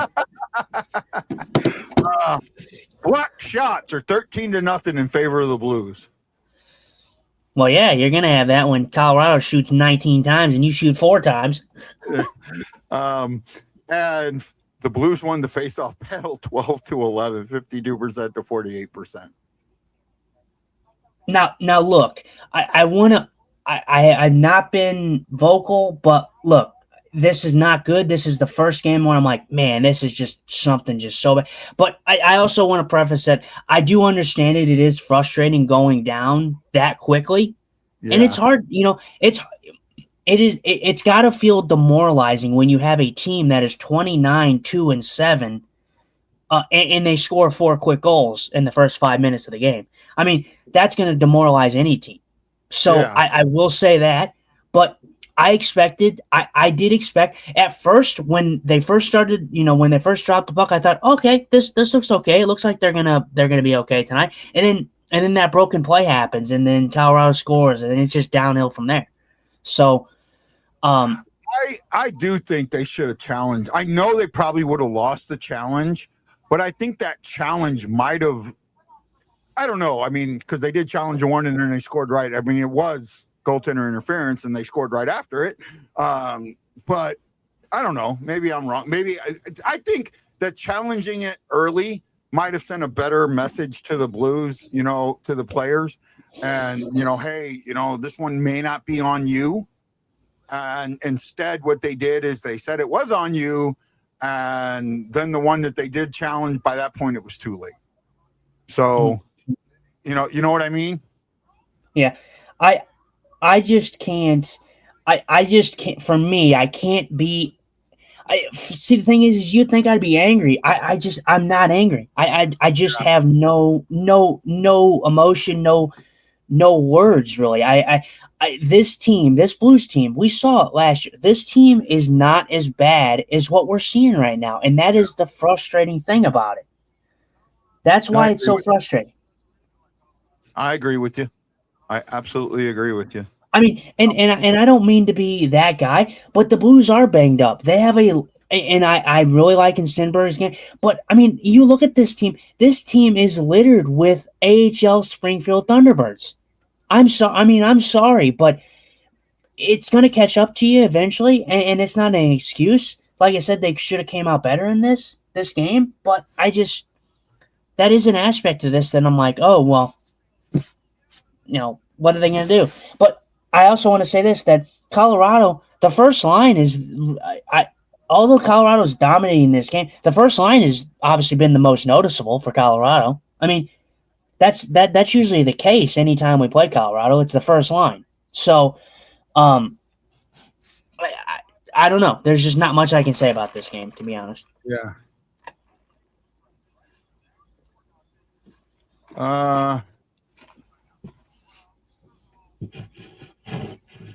I wonder if Curbs and Joey are up in the press box asking Jamie Rivers and Andy Strickland if they can take over the call tonight. Yeah. Say again?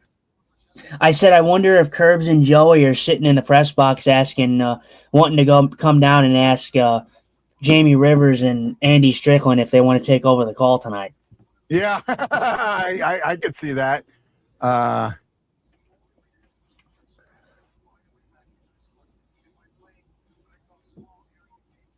But and like I said, I want to preface this like it's been a bad game, and this is the one game where I'm like, man, this is just up there with one of the worst games that they've had all year. But I'm just like, regardless, they're getting outplayed, they're getting outscored, they're losing 4-0 right now. But my feelings are still the same. I love the team. I'll always love the team. Yeah.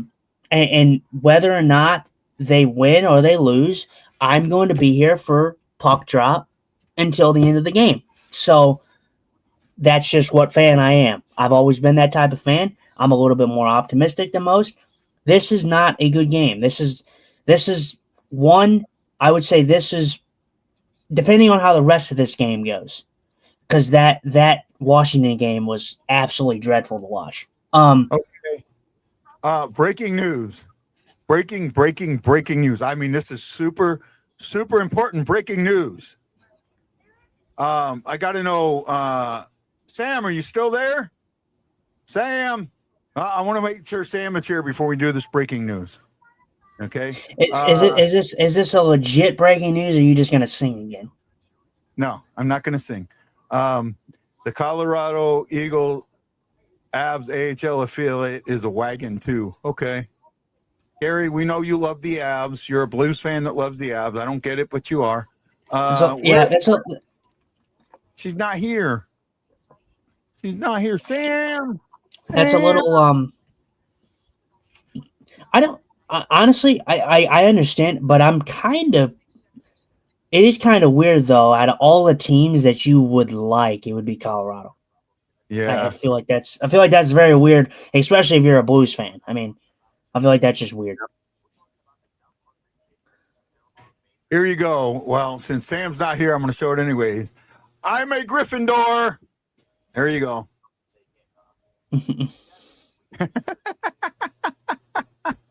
You guys all got me wrong. I'm sorry, man. You got to talk about something right now, right?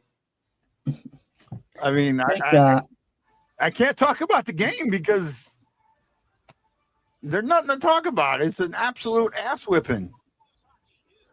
Yeah, we'll see how the rest of this game goes. It's going to be interesting. I'm not expecting some heroic comeback by any means, but it'll be interesting on how they come out for the rest of this game.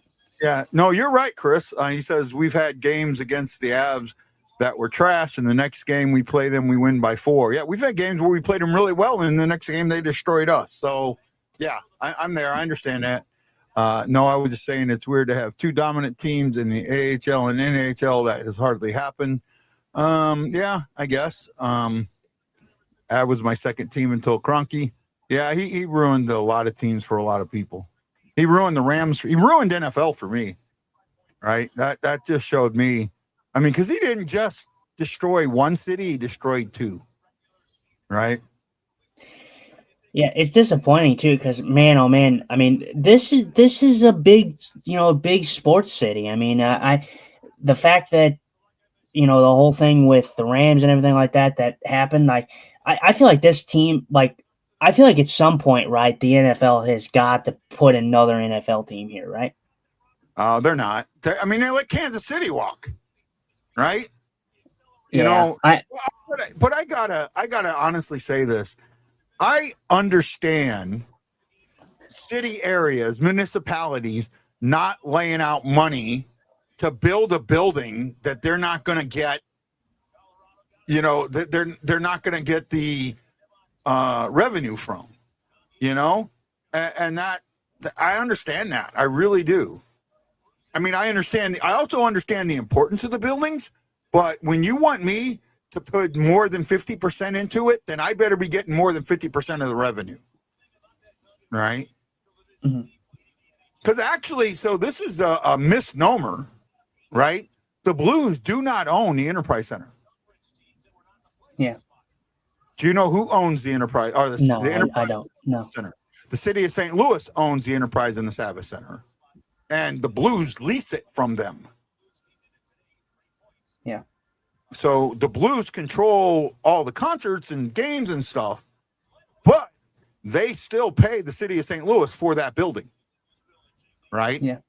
And that's why it was easier for the Blues to renovate the building and get the All-Star game because of the way that lease is set up, right? There's talk Kroenke might sell Nuggets and Avs to Walmart. They currently own the Broncos and want to buy the Rockies. Nuggets and Avs next. See, I don't like the fact that these. I want to get into it. That just. I won't get into it. Speaking of my team, I know we're not talking about it, but let me. You know how much the Blues pay? No, I do not, Chris. I do not know what the Blues pay yearly to lease that, but I think it's a legitimate price, but I could be wrong. I don't think it's something like $1. Oh, wow, the game's back on? Is there a hockey game on? I didn't even notice. Yeah. Sorry, I have to look at. I was looking at my Blues are playing this game, but I was looking at my basketball team that they're playing tonight too. Did they flop Hoffer, or is Bennington still in net? Bennington's still in net.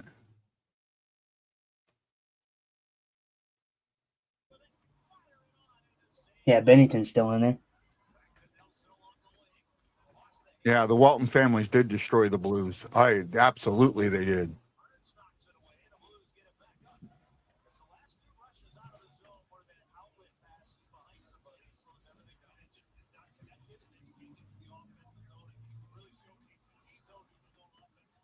It's a fact. $1. Bernie told me. Oh man, I don't think that's right. I really don't. I could be wrong, but I don't think that's right. What did the Blues Did the Blues decide to play? Maybe. I don't know. I haven't paid enough attention yet. When they put one in the back of the net, then maybe I'll pay some attention.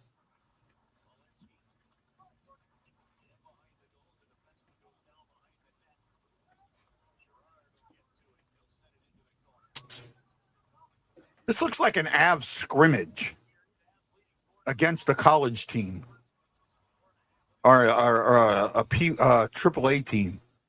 Hey, we're going to have the AAA kids out here. Don't beat them too bad.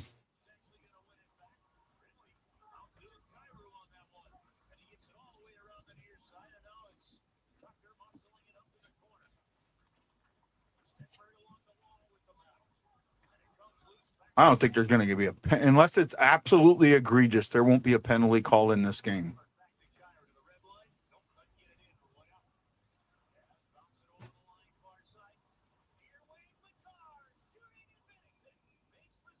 Let's see. Can't even get it.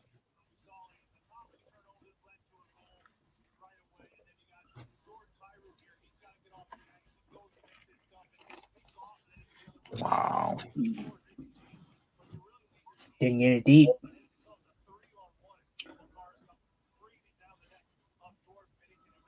Scary. It's scary the fact that you know so much about the Avs yet claim to be a Blues fan. I'm sorry, bud. He knows this, right? He says the Avs do practice with Denver University from time to time. How would you know that? I mean, like, buddy, like it's okay. I mean, if you're a Avs fan and not a Blues fan, that's fine. We love other fan bases, but but he claims to be a Blues fan, and he seems to know more about the Avs than the Blues. Yeah, I don't know. It's a little strange, but like I said, I mean, if you're an Avs fan and if you're not actually a Blues fan, that is okay. I know that because they practice at Magnus Arena. I don't know where they practice at. All right. I knew that from being out there. Okay, Chris, I understand that. You live there. Scary, do you live in the Colorado, Denver area? Maybe that's why you're so on them.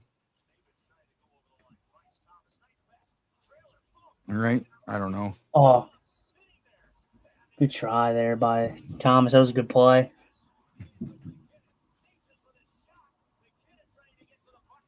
You're a little bit ahead of me. Nah, at this point, it don't really matter. You're not missing much. Yeah. Next commercial, I'll try and catch back up. I live in Colorado, a Blues fan, born in Missouri. Okay, now that makes sense. Scary. Now everything makes sense. That makes sense to me. Right? Like me, okay, now that makes sense. That makes complete sense. The Avs kids play down in Colorado Springs. We had attorney at Magnus. Okay. Get that. But now that makes sense to me with Scary. The fact that he lives in Colorado, yeah. Now that makes complete sense to me.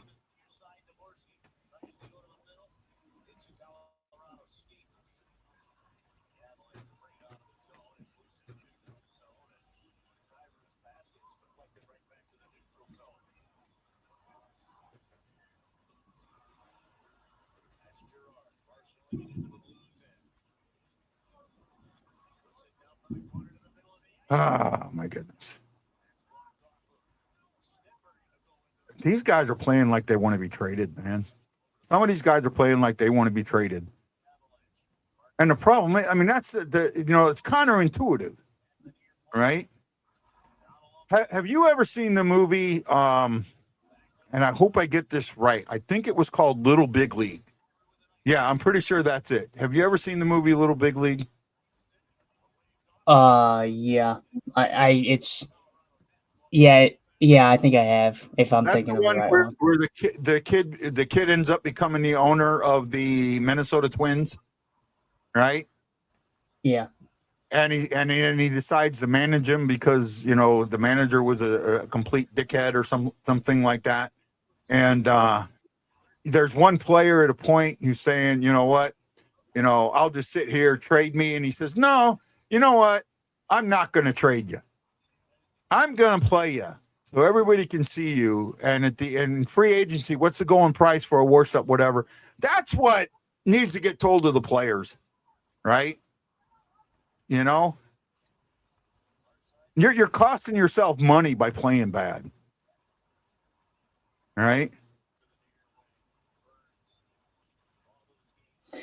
Well, and I think what we're seeing, honestly, though, is we saw Armstrong. I mean, we all know that this team's going to be different. The players know this team's going to be different, whether or not they go on a run or not. That's not my words. That was Yeah. Armstrong's words. That Yeah. this team is going to change. So I'm really starting to think that the players know that, and we're not getting effort. We're not getting the best possible effort out there because we know that, or the players know that it's going to be changing. But then we have a counterintuitive thing where Montgomery is trying to get these boys to rally and make them a playoff team. So we're getting two different things. Yeah. And Blues are getting a penalty. So.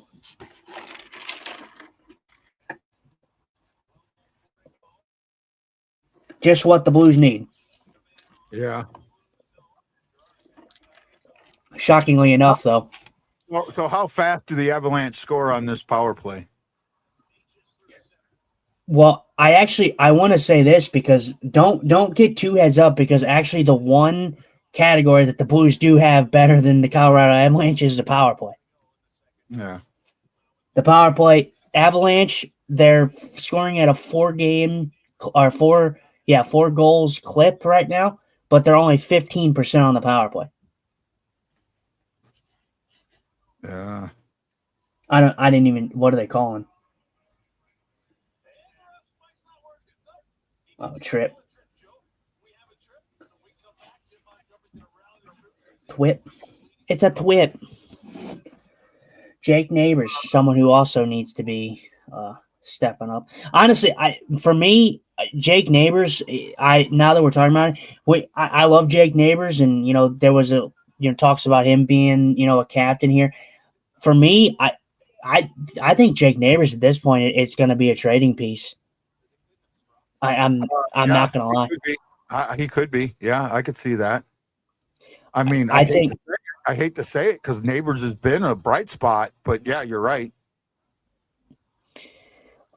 I mean, since it was unfortunate, the injury really set him back. He was playing great hockey. He got injured. He came back, and he just hasn't been the same player since. I love him. He's a good player. He's a grinder, but I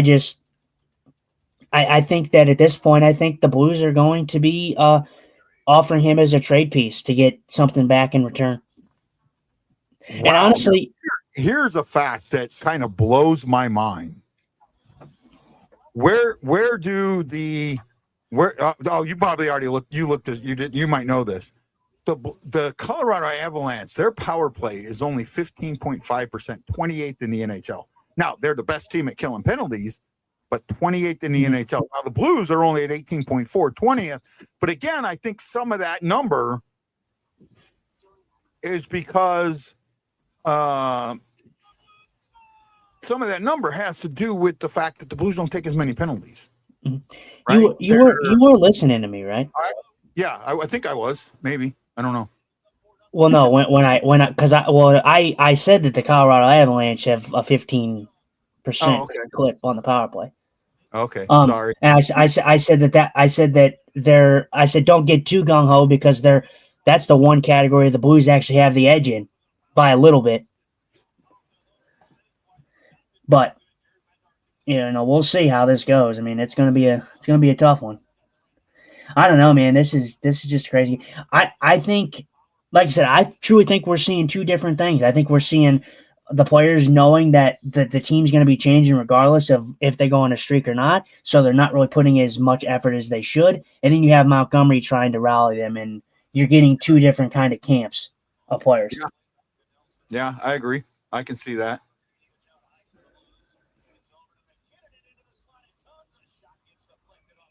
And for me, honestly, I'll be honest with you.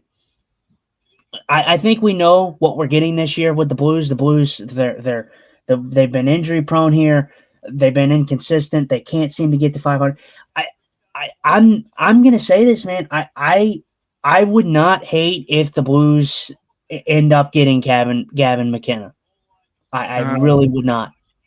Well, I mean, I didn't show the quote earlier, but they were talking. Gavin McKinnon's not generational talent. He's this is probably like one of the years that you don't want the number one overall pick. Well, I can't agree with you because I've heard this. I know some, Matt and I were actually talking about this with another one of his buddies, Ricky. He does a lot of stuff. There we go. Actually, physically in the league. 5-0. Okay. Scary, you're not allowed to say anything until I say it. So be nice, Scary.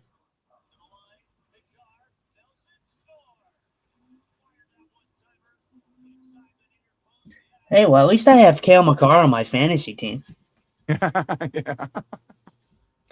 I should have took. Thank God I didn't play Snuggerud. I had Thomas in there, but thank God I didn't have Snuggerud in there because I would have gotten nothing. Right. I would have gotten nothing, Guy Benson. I'm getting destroyed on my fantasy. I'm actually getting ready to just dump everybody and rebuild from scratch. Go for draft picks. Trade for draft picks. Try and get a bunch of first round picks. I can get 1 or 2 first round picks. I think I can get a first round pick out of Thomas. I might get one out of RNH. I'm not going to get as much out of Bennington, but with Bennington, I want another goalie. So I have 2 goalies because I'm not going to take that chance with just one goalie. Yep. 5-0, boys. All right.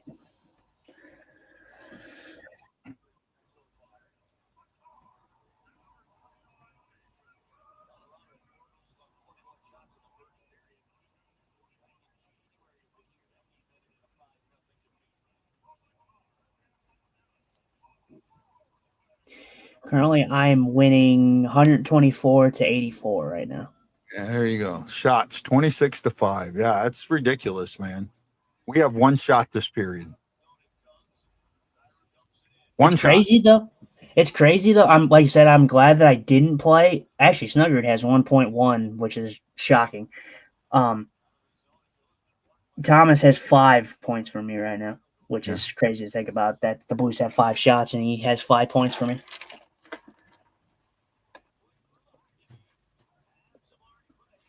Yeah, your points are done differently than mine. So.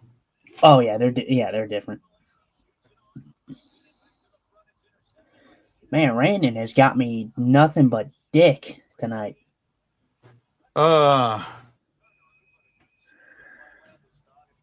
tell you who's a absolute beauty though, who I don't want to get rid of at all, that I won't ever touch. Dylan Larkin. Yeah. Guy's a menace. Guy's an absolute menace. The guy has 594 fantasy points this season. Yeah. The guy gets over like 10 points every game, or 10 points for me every game. It's crazy. Wow. the Colorado Avalanche winning 5-0, and Cale Makar only has 3.6 for me. With 2 goals, he only has 3.6. How is that? No, Makar. No, Makar doesn't have a goal. No, McKinnon has 2 goals and an assist now. I don't have McKinnon. Somebody else. I think who has McKinnon? I think the guy that is one of the best guy in the league that has the best record. I think he has McKinnon. Dallas down 4-1. Yay. Yeah, I know. They've done Rantanen's done nothing for me, man. Usually he gets me some decent points. He's only got a 0.2 tonight. I kind of updated a little bit. I have Matt Boldy, Fantilli, Kadri, Larkin, Marchenko, Mercer, Point, Rantanen, Thomas, Broberg, Lacombe, Cale Makar, Nikushkin, Matthew Schaefer, Leo Carlson, Barzell, Ovechkin, Pinto, Snuggerud, Kachuk, Demko, and Wedgwood.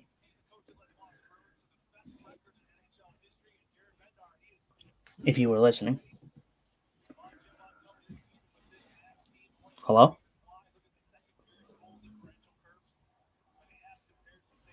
I don't know if he's frozen or if I'm frozen or what.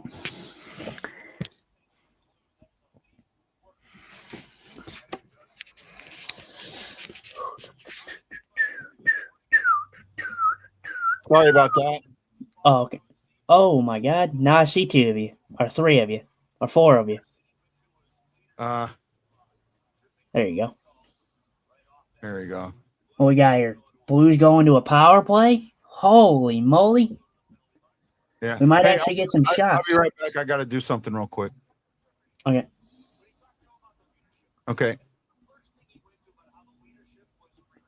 All right. Well, the Blues are going on the power play. Hopefully they can make that 5 shots, at least 6. Let's hope.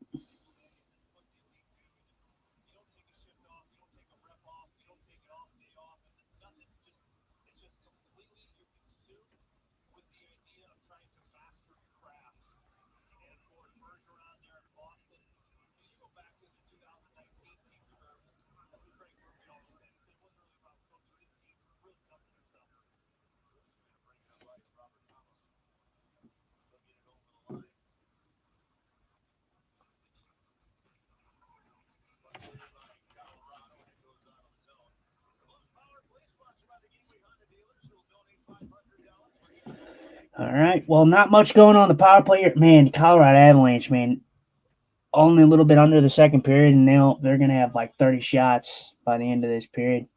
First time in a while where the Blues have let up over 30 shots. They've been pretty good on that, but that's not going to stay tonight. This has been a beat down and a half.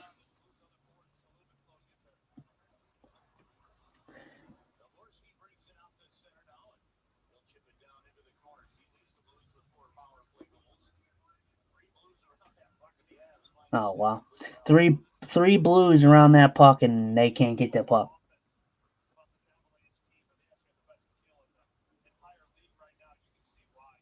Yeah. The Colorado Avalanche's kill is very good compared to a Blues not very good power play. So.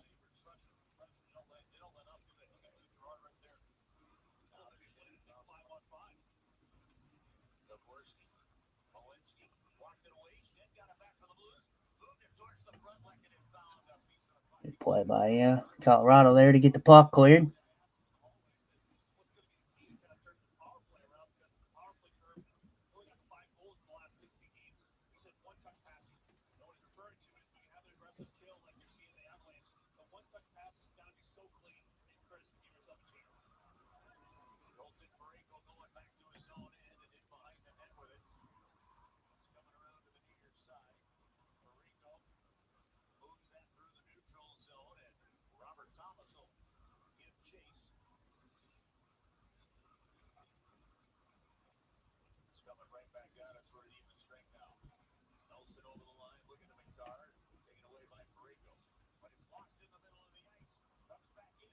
Here we go. I'm back. Robert Thomas would be lucky to center the fourth line in Colorado. No effort, no heart. Take the damn A and bench his ass. Ouch. And I know who this is, but I don't completely agree with you, but I understand why your sentiment is there. I know who that is, so you know who that is. Not you've met them, so I didn't hear the name. It's Grandpa Moses, but it's Bob and Michelle. You met them at the home opener. Yeah. Really, really, really, really, really, really good friends of mine. And I understand what he's saying. I do. I really do. And I get it. But, you know, Thomas is, and I don't think it's all on Thomas. I do think, you know, I know he's had an up and down season, but I think everybody has. I mean, look right there between Falk and Fowler. You know, they're bumping into each other. I don't know what they were talking. They didn't know where they were supposed to be.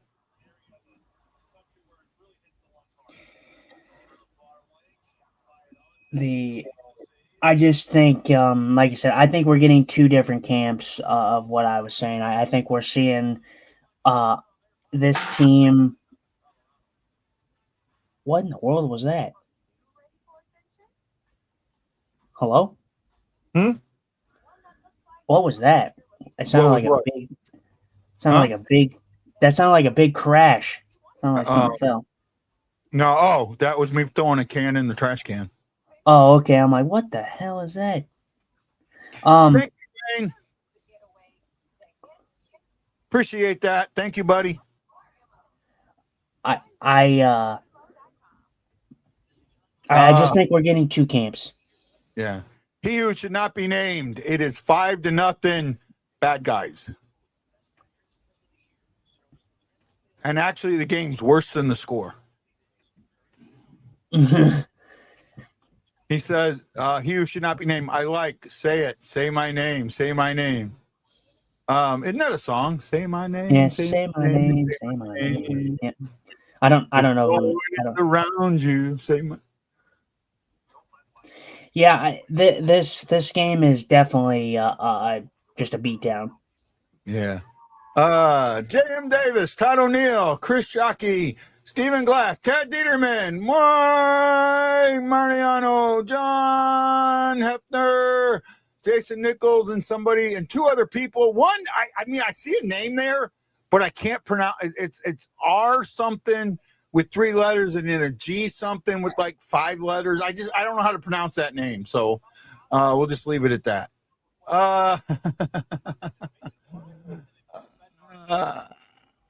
Not the birthday gift you would want. No, not in the least bit.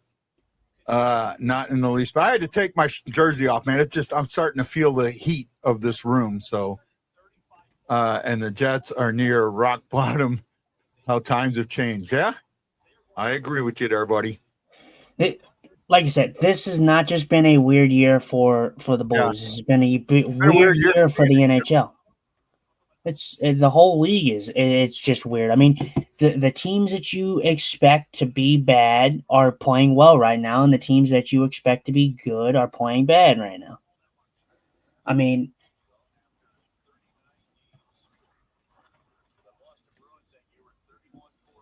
yeah, like I said, I'm not in the camp of someone that would hate if the Blues were to get a bottom pick or top pick in the draft. Yeah. I mean, here's my thing. First of all, I don't trust the lottery. I don't trust the lottery at all. Oh, I don't either. I think it's massively rigged. That's why I said that I don't think that. That's why I think that the draft isn't really a sustainable way for the Blues, because I personally think that there's something fishy going on with the draft or with the. Well, I mean, when you look at it, right? When it comes down and you look at it, when you look at it, you look at all the bad years the Blues have had, right? When they were down near the bottom, all the years that they've been in the draft or in the lottery, their numbers only been pulled one time. That's it, you know, and they've been that team that's in third or fourth or something like that when they pulled 3 numbers and not gotten their number pulled. It just doesn't seem right to me. And if you're, if you're hinging, we need to tank for this guy or tank for that guy. Oh, Blues are going on a power play, right? Mhm. And if that's what you think, I just don't trust it, right? And I talked about this against the Buffalo game. We look at Dvorsky. He was our pick. Yeah, we could have had Benson at that spot. I wanted Benson, and you can go back. If you think I'm full of shit, and if this is hindsight, go back and watch my show. I did a live show during that draft, and I said, oh my God, I can't believe Benson is still available. We should take. I mean, like I said, that's fine. Benson doesn't save this team. So whether we had Benson or not, it's not saving what we're seeing now. Right. Good save by Blackwood there. Dante has now changed his tune. He said this game's going to be a big comeback, like the 5-0 comeback in Toronto in 2000. I don't think this is the same. I think this Colorado team's a hell of a lot better than that team was. Big upset in the making. Under 3 to go. Miami driving up 3. No, doesn't matter. Blues are already going to the box. So.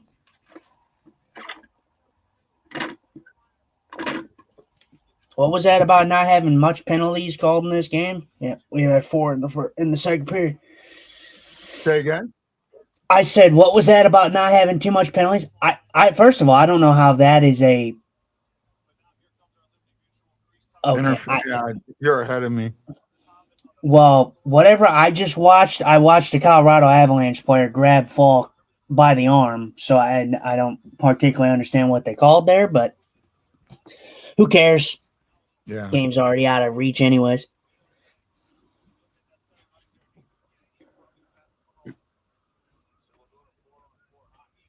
Yeah, here we go. 4-on-4 hockey, and the Colorado Avalanche up 5-0 are resetting. Well, they just said that the Blues have never given up a goal, haven't given up a goal this season or scored a goal this season 4-on-4. Yeah, 4-on-4 has not been beneficial for any team. Hook shin, no call. Go figure.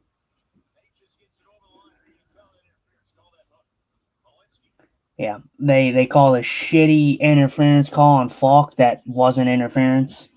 Literally, the Colorado Avalanche player holds him. Should have got called for that. Wasn't called.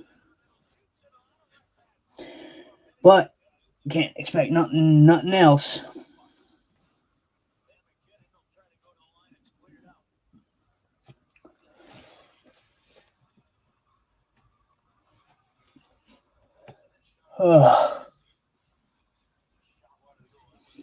Yep, I just said it there. Blues haven't been shut out this year. Yeah, they have. They haven't been shut out on the road, but they've been shut out. Oh yeah, shut out. Yeah, shut out on the road. I guess. I think that's what he said. He might have said that. I didn't catch it. Yeah. We watched the shutout. Yeah.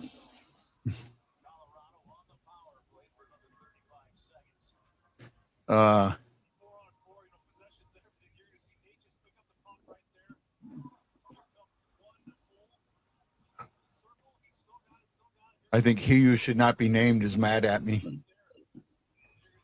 For what?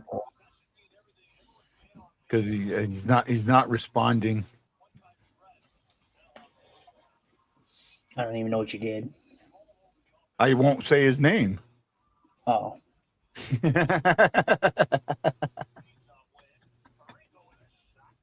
I love him so much I won't say his name.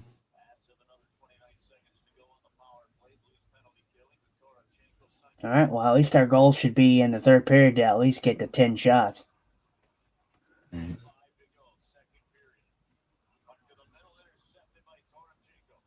Well, they killed it.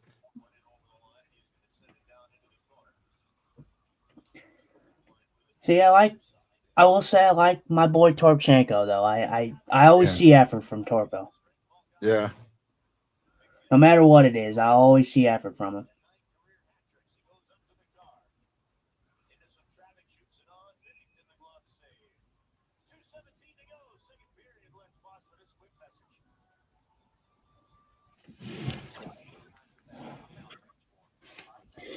So I'm gonna check my.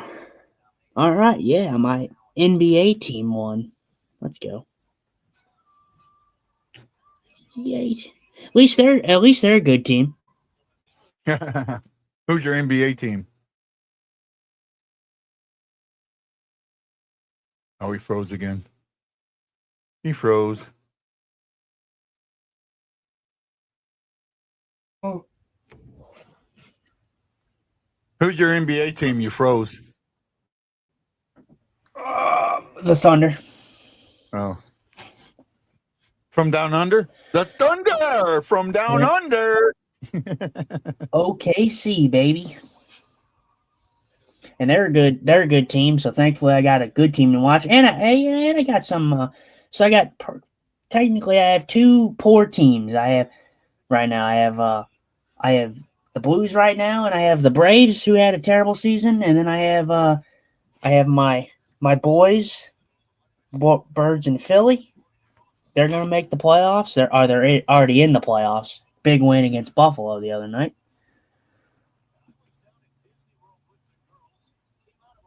Don't acknowledge that or nothing.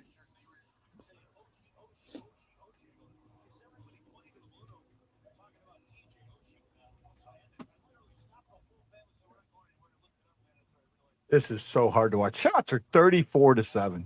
I don't even want to talk about the game right now, man. Oh, he will probably face close to 50 shots in this game. And the only thing that does is make his save percentage better.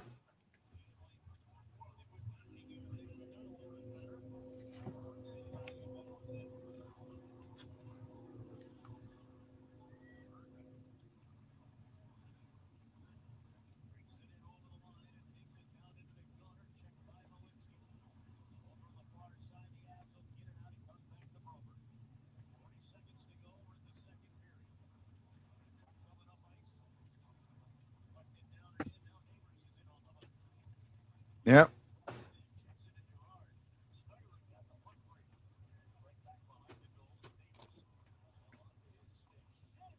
Oh my God, Shin just absolutely crunched him. Stephen Glass said you should be a fan of the Dodgers. Easiest team. Getting another penalty. Cool, Yeah. Man. Yeah, I see. Can we I just see. like? It's a legitimate penalty. Yeah, I know, but can we just play the game? Just fucking play the game. The game's already over. Just play the damn game. Who cares? You called 5 penalties in the second period. Who gives a flying F? Yeah. Neighbors took 2 of them. 2 tripping penalties. Falk with an interference that wasn't, but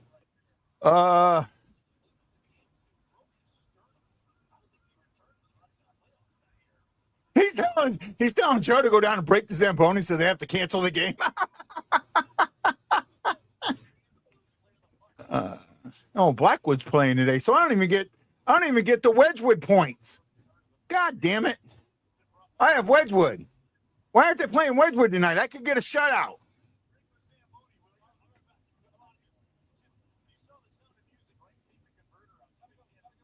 Oh my goodness. Okay, we're out of town scoreboard because our scoreboard sucks.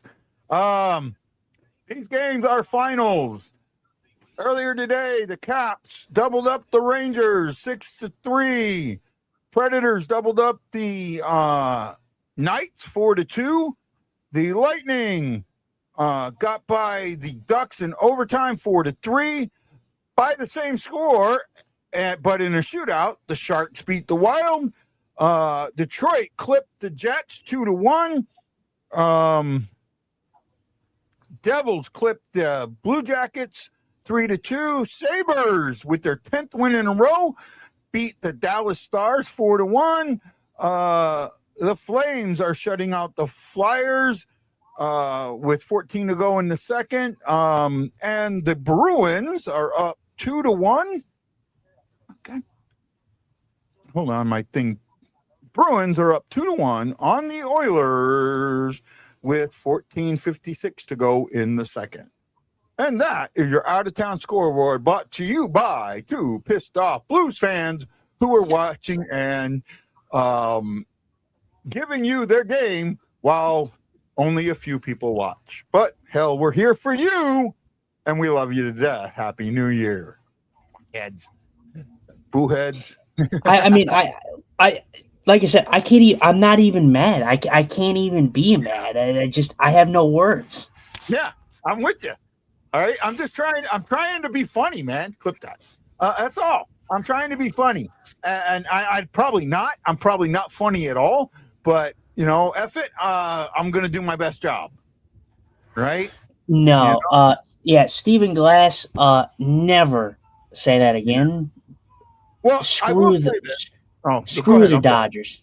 No, I was talking to Steven in the chat. He said that you should be a Dodgers fan. I will never, ever, ever root for the Dodgers. You'd have to be out of your freaking mind if you think I'm going to root for the Dodgers. I have a bunch of Dodgers fans in the house right now. Terrible. How can you be a I mean, talk about if you want to like. There's a lot of bandwagon fans, man. If you want to talk about bandwagon, man, you talk about the LA Dodgers. Well, I mean, Jesus Christ. Okay, hold on. I don't have. Well, I have one bandwagon fan, but not for the reason that you think. I have a daughter-in-law who grew up in LA and has been a Dodgers fan her whole life. My daughter has become a Dodgers fan living in LA for as long as she has, but she still follows the Cardinals, so I give her credit there. And my wife being Japanese, they have two very significant Japanese players on the team. That's why she follows them. So I get that. Right? I get that. Right?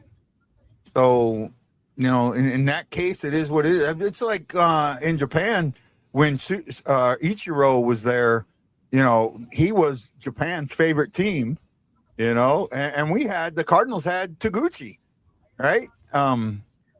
He's still one of my favorite players. I love watching. Now, look, I will say like that's good. I'm not talking about your daughters or anything like that. I'm saying if you live in LA, yes, fine. You're probably a Dodgers fan. You probably gravitate towards them. But I'm talking about the fans who literally don't live in LA that root for LA. There's no reason that you should be rooting for LA. They try to buy championships every year. Yeah. They've done it for years. That's the same way. That's the same reason I don't like the scummy Yankees. Yeah. It's the same reason why I don't like the Phillies. The Phillies didn't do it for the longest time, and then here in recent memory, they started to do it. I don't like teams that try to buy championships. I don't. I will never like teams that do that. Oh, Shockey, help me out. Or Stephen Glass, help me out on this. Who was the manager, Billy something, and I can't think of his last name, that Steinbrenner fired time and time again? Billy something. What was his name? Somebody help me on this. What was it? He was the manager. He was a player and a manager for the Dodgers. Or not the Dodgers, the Yankees. And he was a player back during the who was that super player that they had? The guy, the straw that stirs the drink. Reggie Jackson. He was a player. He was the manager in the Reggie Jackson days. And I think Steinbrenner fired him like 3 or 4 different times. Hired him, fired him 3 or 4 different times. And I remember Saturday Night Live skit where they did with like he fires him and then he hires him. He fires him. He hires him. He fires him, or he hires him, and while the manager is talking, he fires him again. That's how often it was. So Michael Dante says, here's the issue though. Don't hate on the teams, hate the rules. It's just is what it is. There's no salary cap, so buying championships is just hate stuff. Like I said, hate the rules, not the teams. That is just my opinion, and I understand that. I do understand that, right? If they're not doing it, for me, it's like all these people that complained about the LTIR exemption, right? Teams putting a guy on LTIR and then bringing him back for the playoffs. Oh my God, that's cheating, that's cheating, that's cheating. No, it wasn't. It wasn't cheating. It was legal by the rules. Right? And now that they've done it, all it did was lend credence to it that they were right. And I don't think they were right. I don't think if a player's on LTIR, he's on LTIR. And I get that. What they've done, the biggest thing they've done, so a player can be on LTIR all season long and still be on the playoff roster.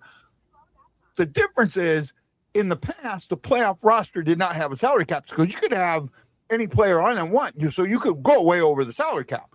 Now that they brought the salary cap back into it, or at least you have to maintain the same salary cap. That's going to change some things, but it's not going to prevent teams from putting a guy on LTIR and then bringing him back in the playoffs. Yeah, I get it.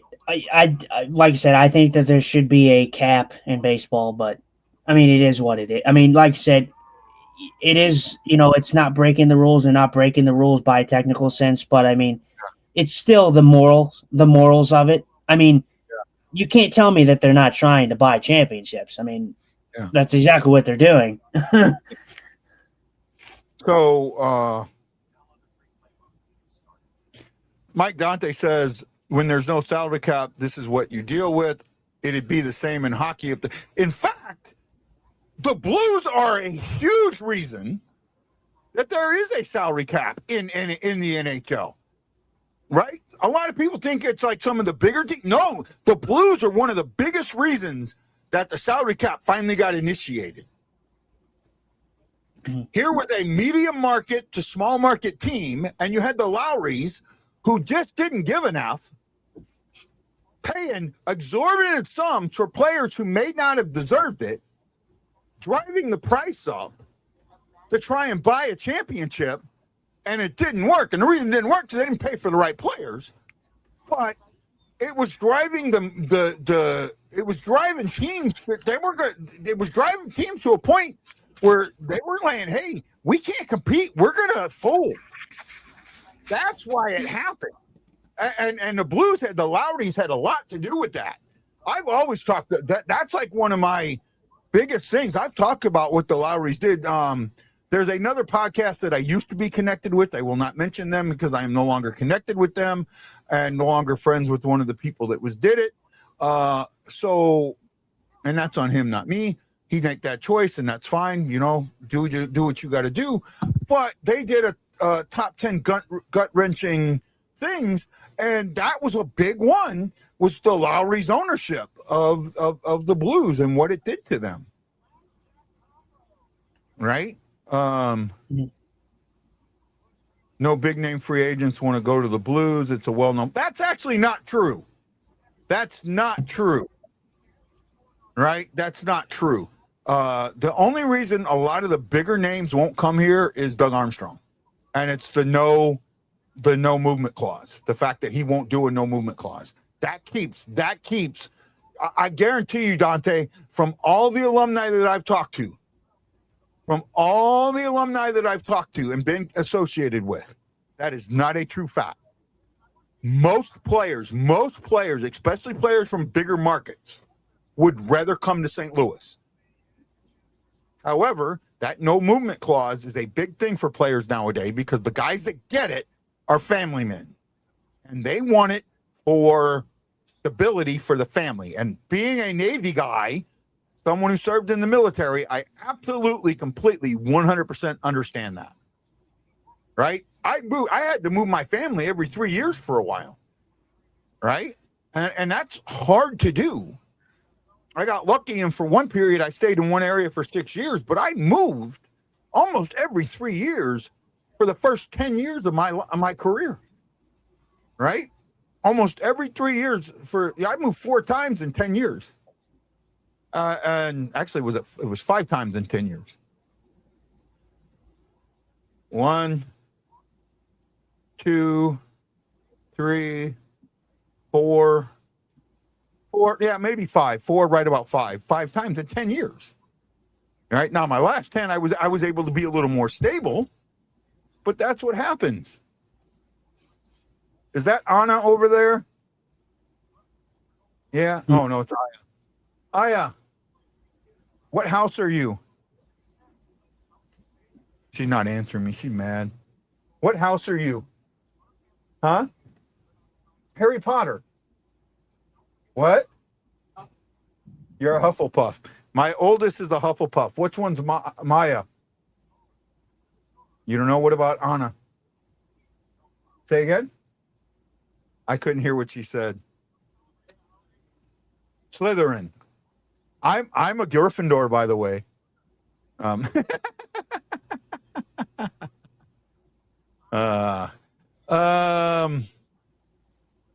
Well, then Doug Armstrong is in the sense, if that's the case, because players like McKinnon is worth the no movement, for example. They're probably, but here's the thing. You look at, go ahead. Did I cut you off, Justin? I didn't mean to. Well, no, I mean, we'll get into this comment, but the thing is a guy like guys that come into the league that are game changers like Nathan McKinnon and Connor McDavid, those guys don't just come in. There's not one that come in every year. You don't get guys that come in like that every year that are like the Connor McDavids or the Nathan McKinnons. Yeah, you got good players. Celebrini's going to be fantastic for years to come. Connor Bedard's a good player. It took him a while. He's finally finding his game and picking it up in Chicago.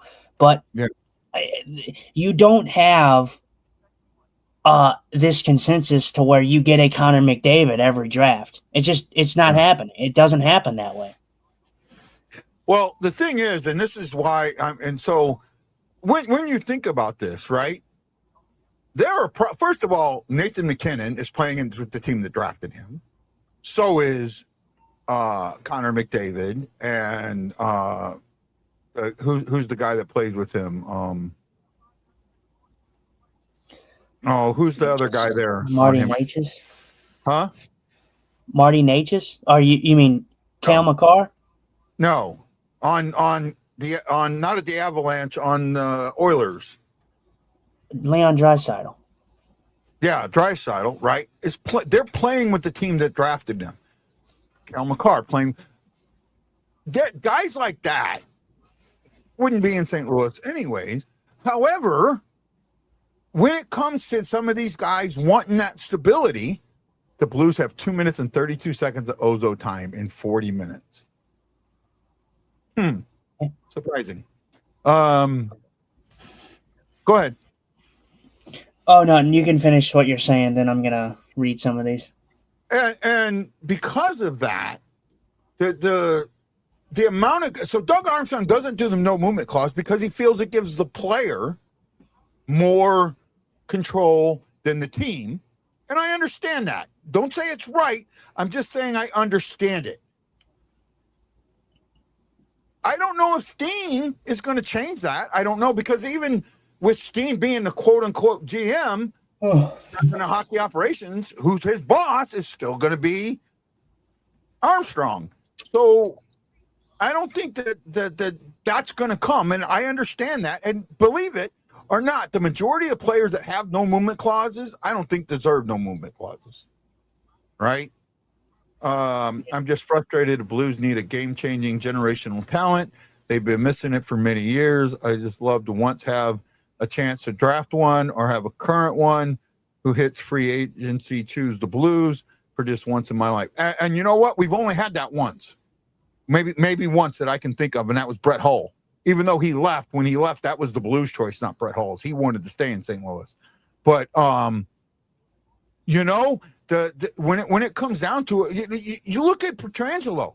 A lot of people blame Doug Armstrong for that. That was on Pietrangelo, 150,000%. His wife from St. Louis didn't want to raise her kids in St. Louis anymore. Plain and simple. Right? Yeah. She saw a chance to get out. You know? Okay. Well, and I got slack too for saying that too, because people are like, "Oh no, he didn't want to leave," and I'm like, dude, Petrangelo is just as much to blame, dude. Like, at most, pretty much all to blame for wanting to move. So, I just, for me, like I said, I think we're seeing a camp of two different camps here. I think we're seeing the team that knows that things are going to change, so they're not showing as much effort. Like they know that there's going to be guys that are gone. And then you have the other camp who is actually trying hard on the ice, that is taking the Montgomery approach that, hey, we're a good enough team to make it into the playoffs, but those two groups are colliding. So Yeah, I think you're right. I thought about this, and I may do it. I thought about doing, like, yesterday for my birthday. One of the things I was thinking, like, what if as a birthday present I got to go into the Blues locker room and give them a pregame speech, or got to go in and be able to close the doors and talk to them all, right? What would I say? I know exactly what I would say. I know exactly what I would say. And maybe I'll save what I would say for a TikTok. Maybe I'll do a TikTok on it or a reel on it. But when it comes down to it, man, these guys have got to close the door, drop the glove, beat the shit out of each other, figure it out, and then get on the ice and do what they're supposed to do. That's what it's got to be. Yeah. I mean, like I said, I think that we're going to see a team that's selling at the deadline. I think that, Shin, Falk, I even think Neighbors, I think all those guys are guys that we're probably talking about shopping at the deadline, or hell, I mean, even if they want to do it now, I mean, they're not out of anything yet, but I mean, I don't know. I mean, you look at this team, I just don't know if there's going to be a change. I don't know if a win streak is going to turn this team around to make them more consistent. The only thing, first of all, I think there's one thing you could do right now to send a freaking message to everybody on that team. One thing you could do right now that will absolutely send a message to everybody in that team. Right? And I'm going to ask, what if you could do one thing right now to change what's going on with this team? You have one thing that you can do. What would you do? I'm going to throw that question out to everybody. Clip this. And I'll probably say that one more time and then put them together. But there is something that I think that should be done right here, right now, and not wait. I think they should do it tomorrow. I think. Can I take a guess? Do you want me to guess? I want you to wait to give the people that are watching a chance. We got 8 watching, so maybe 2 or 3 of them will guess. I want to see if somebody guesses it. So if you're watching, go ahead. Sorry. No, I just was saying I don't know if we're on the same wavelength, but there is one thing, and I don't know if this is particularly what you're thinking, but I'll be interested to see, because I think this is an interesting. My guess is interesting if it's not what you're thinking. No, I bet you might be on the same wavelength. You might. I maybe not. I don't know. I could be wrong. I could not be. But I think. Yeah. There is something that you could do tomorrow. There you go. Somebody got it right off the bat. Is it what I was saying? Strip the captaincy from Shen. Yep, that's exactly what I was going to tell. Exactly what I was going to say. It's time. I'm sorry. It's time. It is time. Do it tomorrow. Do it tomorrow. Send a message to everybody in there, and you're going to run with A's. That's it. And you don't put an A. You strip. You don't just strip the captaincy from Shen. You take the A's off the other 3 guys. You take the A off Parayko. You take the A off Thomas. You take the A off of Falk, because they 2 of the guys shift. I think Falk and Parayko shift who has an A on between home and away.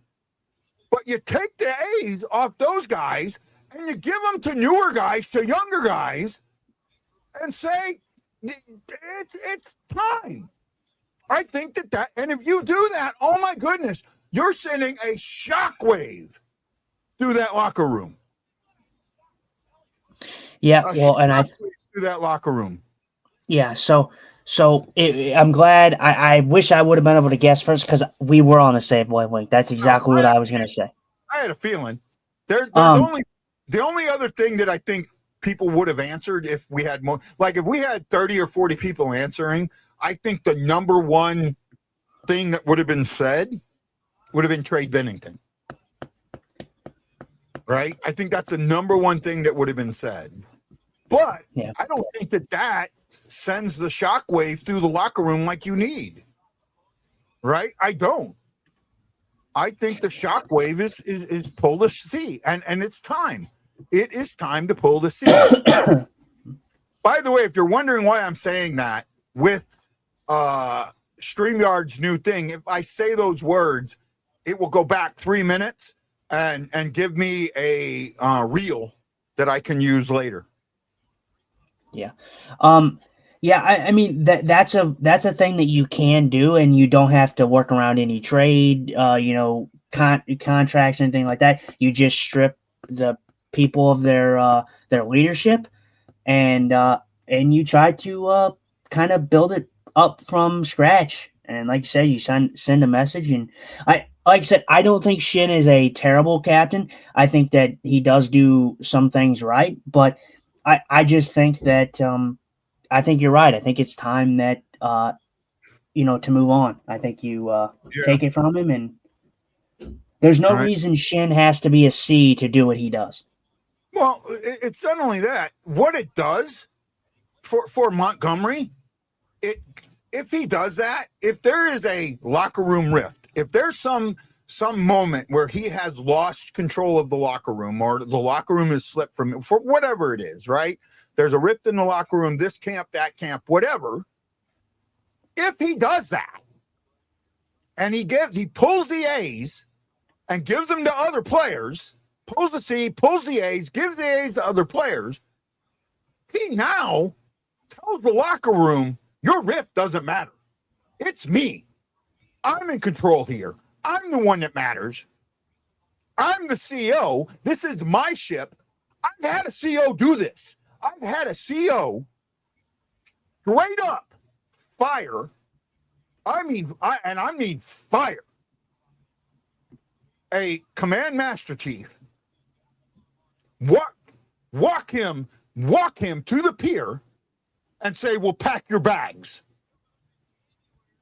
And it told the entire ship, because we felt the Chiefs mess had too much power and was controlling things and wasn't following what the CEOs wanted. It felt that way, right? Because we'd hear the CEO tell all of us, E6s and above, you're going to have full-on unescorted liberty. And then it comes down, no, only E7 and above is going to have it. E6s, you got to go out with somebody. And that didn't feel right. And it caused a rift in the ship. And when he did that, now, I'll tell you what, it did send a message into the Chiefs mess, and we did get a new CMC. But it told the crew, maybe some things are going to change. Maybe life's going to get a little bit better for us. In some ways it did, in some ways it didn't. But it sent the message. It sent a powerful message. I've had a CO fired that didn't send a message. That's like firing the coach. So, that didn't send a message because we all knew it wasn't his fault. We all knew where the fault was, and that didn't get taken care of. Well, and the thing is, this isn't going to be coaching. Montgomery's your guy. He just signed his contract or whatever. He is your guy. I just think that this team is going to need shit. we talked about this retool being ahead of its time, but now we're kind of back from square one. Yeah, we've shipped back. We're not at square one. We're not at square one. I will say that. We're not at square one. We have a lot of the pieces needed for a retool, right? We have those pieces. I disagree with you there. I think we have those pieces. Okay, go ahead. Sorry. Not square one as in like where we were, where we didn't have anything. I know we have pieces. I know that. But we're, like I said, we're going backwards. I think that there is pieces on this team. I do think that you still need to build around Thomas. I think you need to build around Kyrou. Those are your guys that you signed that you need to ride with. But there is pieces that you can move. You know, Shin, Falk, Neighbors. I would even move Neighbors. I love Neighbors. I think he's a smart, bright young kid, but I think Neighbors could get you something. Neighbors is the hardest one for me. I understand. No, look, I agree. I understand exactly what you're saying. I'm not sure I would move on from Neighbors at this. Let's go back. Let's go back to 2021. I think it was maybe 22 when we lost. Might have been 22 when we lost. Yeah, it was 22. 21-22 season when we lost O'Reilly, Tereshchenko, Barbashev. We also lost Nico Mikola. We lost somebody else in that. I can't remember who. We lost somebody else in that thing. But those are the things that got us the 3 first-round picks that we got. Of all of those players that we lost at that point, of everybody that we traded away, there's one player, and I'm just going to keep my mouth shut right now. There's one player that I still regret that we traded away. And I'm going to ask you guys out there who that player is. Right? There's one player that we traded away with all those that we traded then. Right?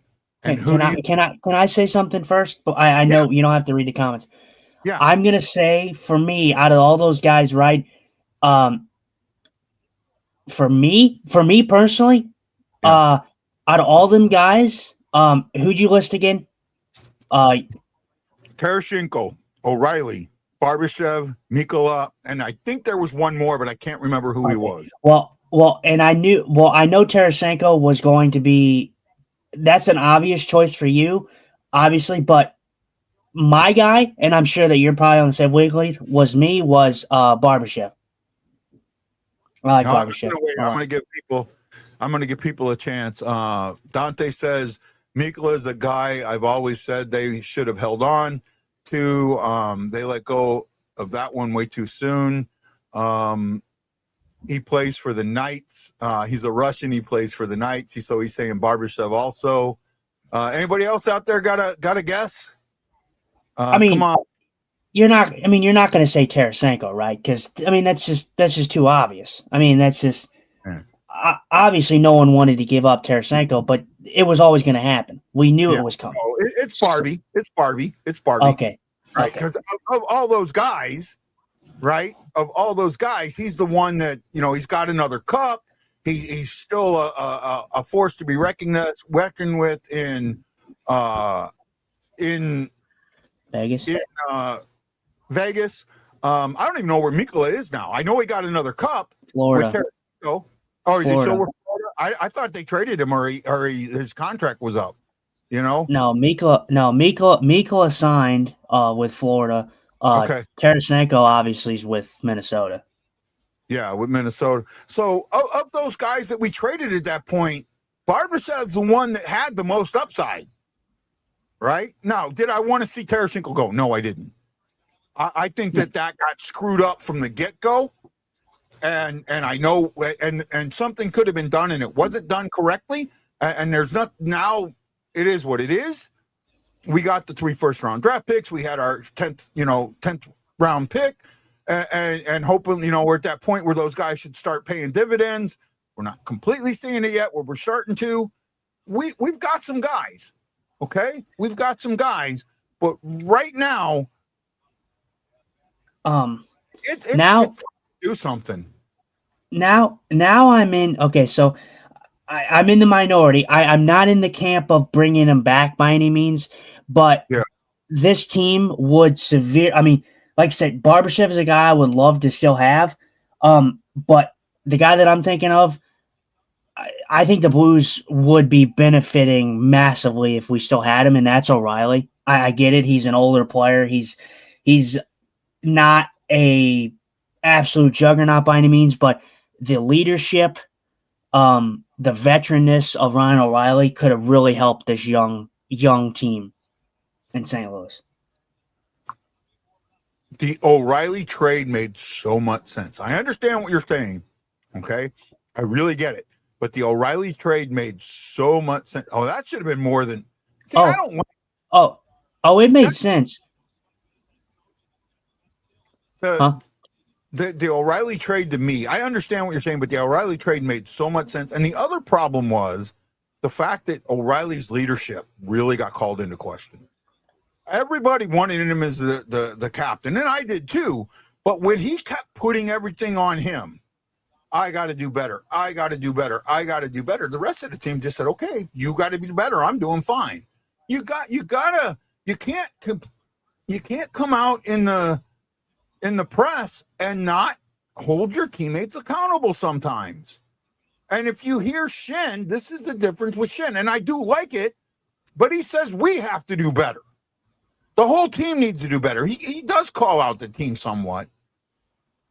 But I will say this right now, Shen is not the guy, and it's time to let him go.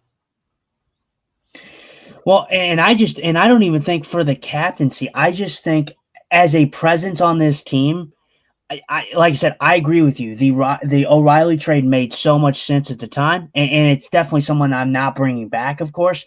But this team, as we see it right now, this team would be better off if they had a leader like Ryan O'Reilly.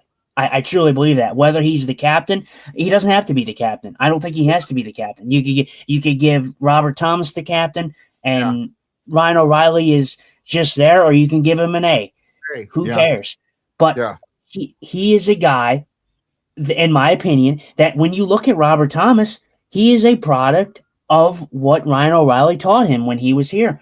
I don't think Robert Thomas is the player that he is without learning from guys like O'Reilly.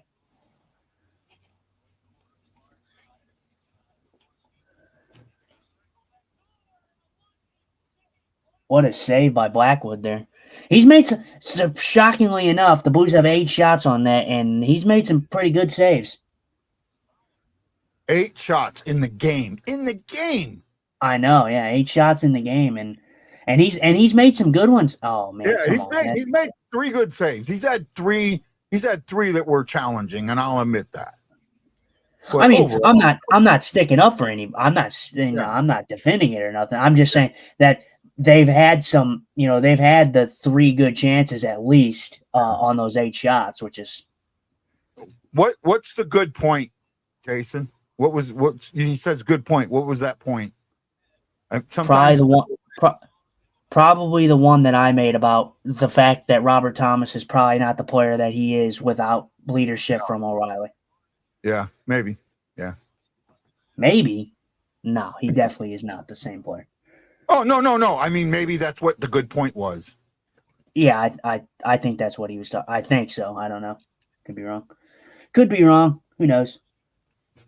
No. I think you're when you say that O'Reilly. He said, I could have thought Tom. Yeah, and that's what you're right. You were right. That's what I meant. Yeah, and I can see that. I can really see that. Well, and I think right now, like if you look at it like this, like obviously it's not happening. He's not here anymore, and I don't like to live in the past because a lot of people do live in the past when it comes to certain things, like Pietrangelo and all that. But O'Reilly, I mean, imagine if O'Reilly was here, and we still had Thomas. So we had O'Reilly, we had Thomas, and we have Dvorsky coming up through the system now. Okay. The veteranship that a guy like Dvorsky would have had. We would not have had Stenberg if O'Reilly does not get traded. because that was the pick that was the pick we got from that one, right? Well, yeah, So, well, and I know, and that's kind of why I say don't live in the past, Yeah. because No, a lot of fans do that. You know, there's like, oh, well, why don't we have Petrangelo anymore? Well, first of all, Petrangelo leaving was on Petrangelo. Angelo, yeah, had a So lot more to do with him than and Army gets blamed for that. I've talked about it. I've said it before. There are 3 players that I honestly believe screwed the Blues over, and a lot of people don't agree with me on most of them, on 2 of them. They might agree with me on 1, but they don't agree with me on 2 of them. But I do feel that there are 3 players that really screwed this team over. Oh, nice shot Petrangelo there. being one of them. Petrangelo is one of them. Yes, Petrangelo. I believe he came to Armstrong and told Armstrong, "Don't trade me. We're going to get a deal done." And Armstrong didn't trade him, and then all of a sudden he doesn't get traded. And then what happens? The no trade clause, the no movement clause request comes in. If that no movement clause request comes in before that trade deadline, Petrangelo's gone. Petrangelo's gone. He would have gotten traded to one of his because he didn't have a full. I don't think he had a full no trade list at that point. I don't think that he had a full no trade, and he would have gotten traded there. Right? Absolutely would have gotten traded there. And but he came and said, "No, I plan on signing." And then that comes in, knowing that it wouldn't happen, and then Armstrong comes back and gives him a modified one, and it's still not good enough. And he goes to another team for less money. So that tells you everything you need to know there, right? Do you remember who the other 2 are? No, I don't. I'm sure when you tell me, I'm sure I'll probably know. Were they in my era? Were they what? Were they in my time watching? Yes, absolutely. Very, very Okay. recent. Right? Okay, well, All 3 of these guys were on the Stanley Cup roster. okay. Well, Tarasenko, is that one of them? Nope. I don't have any issue with Tarasenko or how that was done. None. Because I know from a conversation that a lot of what happened with that is not true. Oh, do you mean, so is it just player related, or because you said Stanley Cup team, right? You didn't specify player, right? No. These are players. Okay, players. Okay. Screwed the Blues over. And these 3 players were all on the Stanley Cup team. I feel that these players screwed this team over. Okay, well, yeah, let me you tell me, because I'm interested now, because I'm not going to keep guessing, because I don't want to make a fool out of myself here. Yeah, well, okay. And I've said it before. I know we've talked about this. The second player, and actually it's almost in order, right? The second player is Schwartz, right? Mm-hmm. Schwartz was a free agent, and everybody knew he had basically told the Blues that he was not coming back. Okay, he wasn't coming back, and I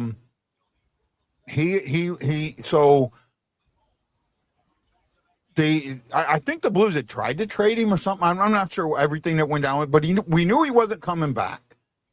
And he was a UFA. He goes up. That was the year Seattle came into the league and the expansion draft was coming in. They changed the rules of the expansion draft a little bit.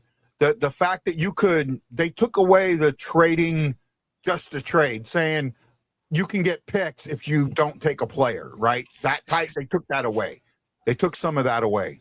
And they had said that if a UFA signed with Seattle prior to the expansion draft, that would count as that team's expansion player, right? Mm-hmm. Schwartz had a meeting with the Kraken, had a couple of meetings with the Kraken, but did not sign before the expansion draft. And Dunn gets picked up and taken away. And then the next day, when free agency opens, one of the first names called out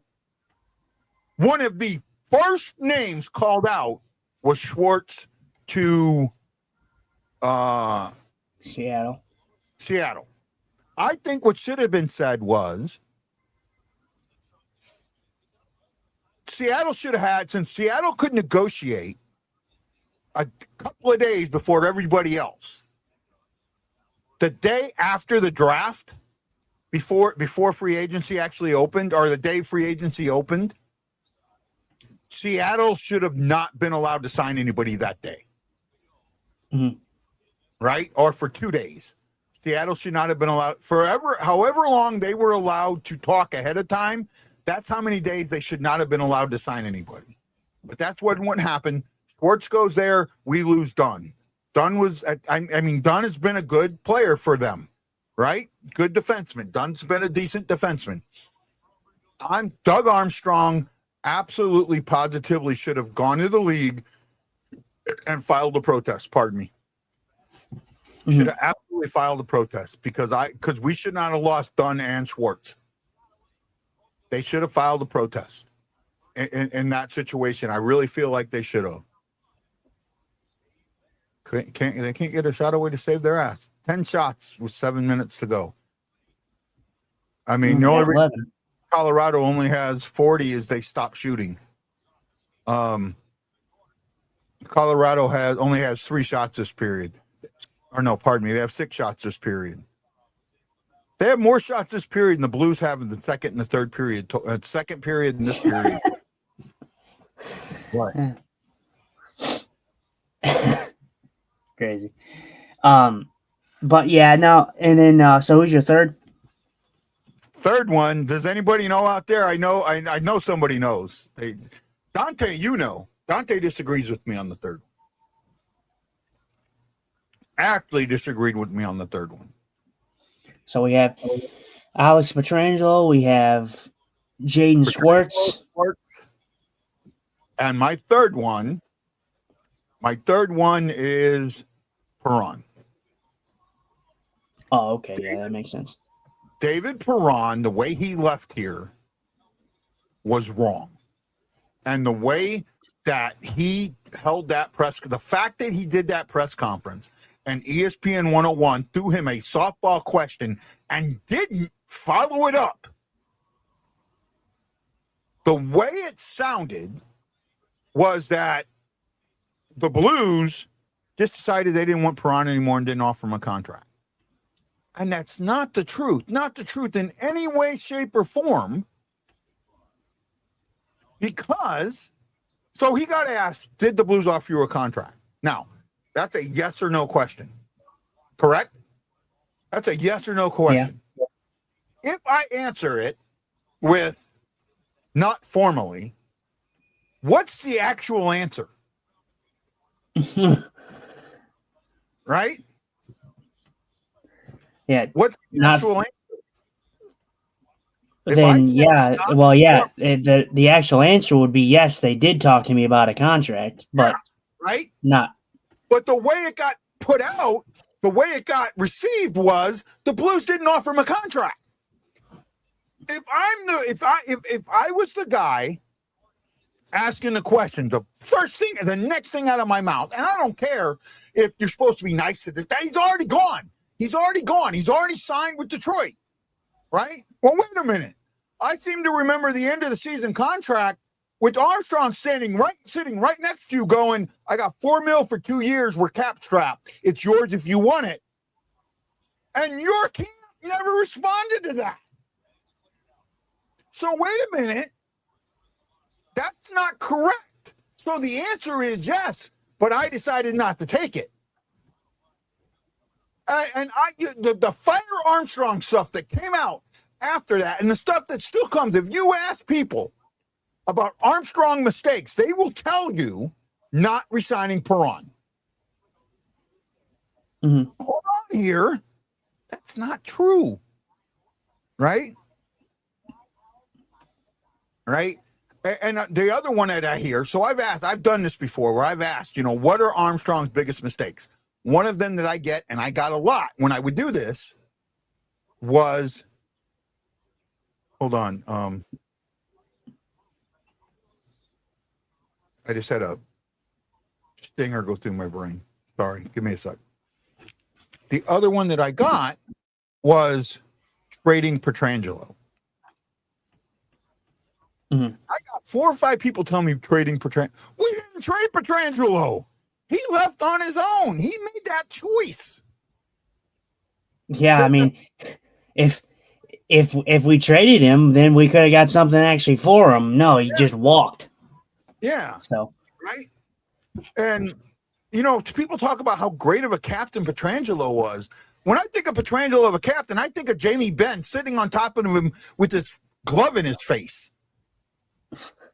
And nobody defending him.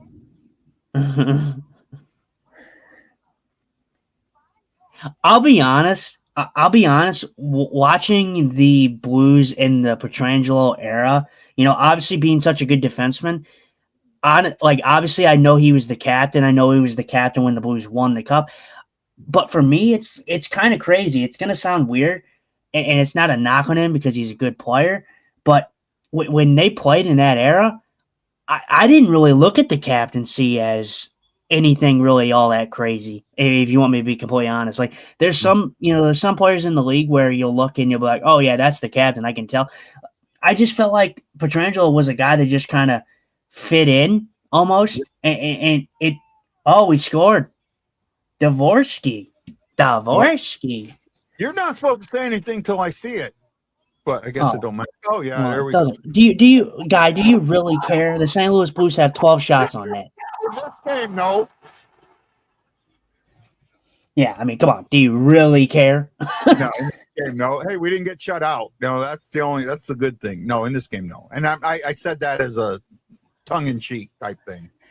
Yeah. Right. Well, Dvorsky gets one, so that's they at least are. Well, actually, you know what? That might go off Bergeron. No, Stenberg. Stenberg. I thought Bergeron might have touched it. It felt like it was on his side. I don't know. I don't know. It could have been. They were showing Stenberg. We don't get shut out. Right now they have Dvorsky and Kessel. Oh, I got an assist today. I started Kessel. I think for me, I think it's just with the Petrangelo thing, I just felt like he fit in. Like I feel like I said, there's guys that kind of elevate themselves past the captaincy. I just felt like, well, first of all, it kind of goes with how the Blues are. The Blues have always been a blue collar team. They've never been a team that has had a like a Connor McDavid superstar. I mean, they did, Brett Hall. But I'm saying in the 2000s and up, I would say. So they haven't had a superstar like a Nathan McKinnon, something like that. So I just felt like he was just there, Not that he was a bad captain. I just thought that he was a guy that just fit in. Like, you didn't really notice on the Blues in the 2019 run who was the actual captain. I mean, was the captain Tarasenko? Very much could have been. I mean, it felt like that. It was either Tarasenko or if you really looked at how the team rallied, they gave it right back. And the hats fly. Nichushkin gets his. Well, I'm pretty sure McKinnon will get his too. Well, save your hat because you're going to get a second one. That one might have been on Bennington. He kind of looked like, the way it went down, he kind of looked like he might have gone down early. But I could be Cale McCarr, I think Cale McCarr got the assist, or was that Nathan McKinnon that got the assist? They haven't said yet. Malinsky. I got Malinsky on there. Yeah. Oh, okay. Well, okay. I guess they kept the goal with Dvorsky, I guess, but I thought it got deflected. Yeah. Man, I would have much rather given up a hat trick to Nathan McKinnon. Hating the execution. Yeah, I think Bennington should have cleared that a little better. Yeah, he did read it, but his read and his angle was not very good. Yeah.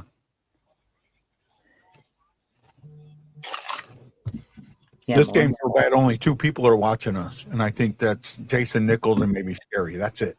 Now 3. There we Nope, go. not Hey, Jason Nichols because they're all on YouTube. hey, well, hey, you know it is what it is. Hey, we actually had a lot more people than we probably should have for a 6-1 game.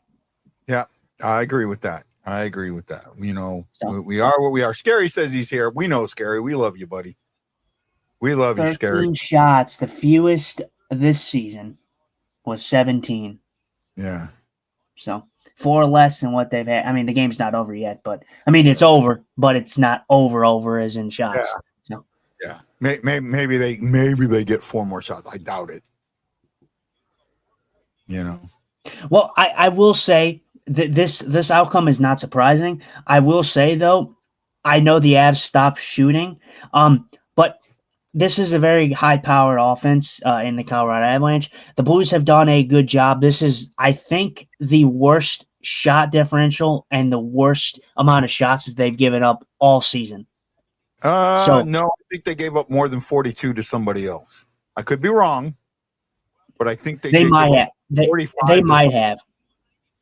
Okay, yeah, they might have 45 to somebody. I could be wrong. Well, they might, but just in the grand scope of things, this game, oh, you know what? Actually, yeah, I think you're right. It was wasn't it the Ottawa game? Because yeah, the 8-1. But that was 7 penalties. Yeah. No, that was the game that we won. We won on Ottawa. We beat Ottawa. Oh. You remember when? Because they had 7 power plays to our 1. Yeah. Remember that? And the shots were like 15-1 after the first period. I thought we lost that game. No, Ottawa? No. The last year we lost to them 8-1. Yeah. But no, that was a game that the Blues won. Yeah. Because it was on that back-to-back where like the Blues were like not getting any breaks from the refs, and then they were barely getting any shots, and they somehow managed to win both games because that was the game that they beat Montreal the next game. Yeah. Okay.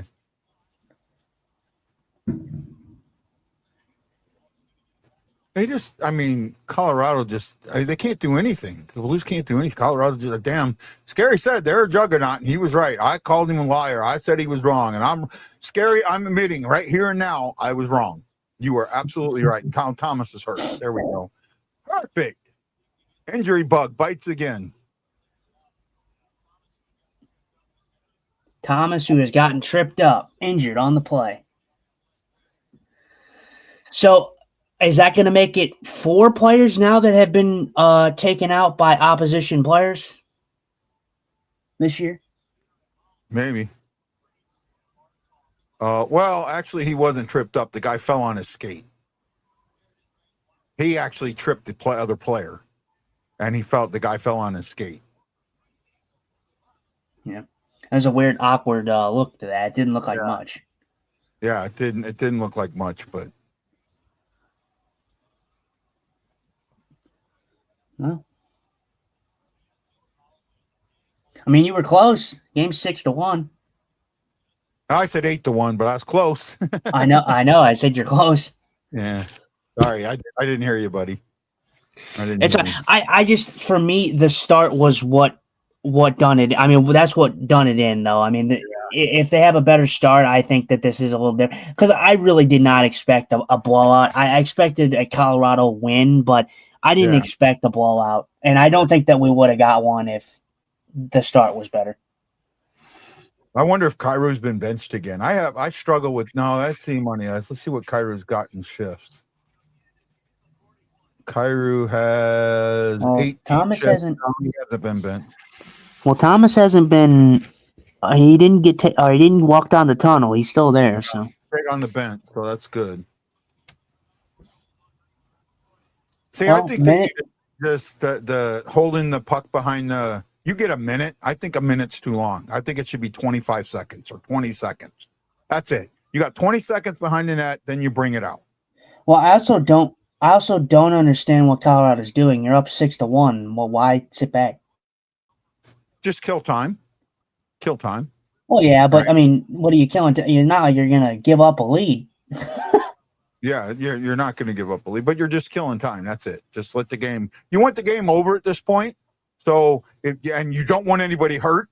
So if you can waste 30 seconds behind the net with not and nobody's going to get hurt, that's what you do. You waste that time. You know, because we talked about it. We want someone to get out there and fight somebody. We want them to hit players. We want to see that physicality and you know, at that point, you know, they're looking, we don't need anybody hurt. 35 seconds left. I have nothing positive to say about this game at all. Nothing. I cannot come up with one. What? Go ahead. Dvorsky scored. Okay. Okay. I don't even know if that's a positive. I get it. It's great. It's a positive in my mind, dude. Dvorsky getting a goal. Nah, I'm just kidding. But no, there's not much you can say. I mean, 13 shots on net. I mean, you needed a better, like I said, you needed a better start in this game. And I truly believe if they got it, I mean, they gave up 4 goals. Colorado has 6 goals, and the 4 of them were scored in the first 5 minutes of the first period. Yeah, 4.5 minutes. Yeah, Thomas didn't go back out. He stayed on the bench. Oh, he's hurt. I'm sorry. He's hurt. I definitely think he's hurt. They're saying good for him, but I don't think that's good. He's gingerly walking. He's gingerly walking. I mean, and you look at his face. He was grimacing a little bit, right? Oh yeah, he's definitely. I think he's definitely 39 at most. Oh man, unreal how this team was tonight.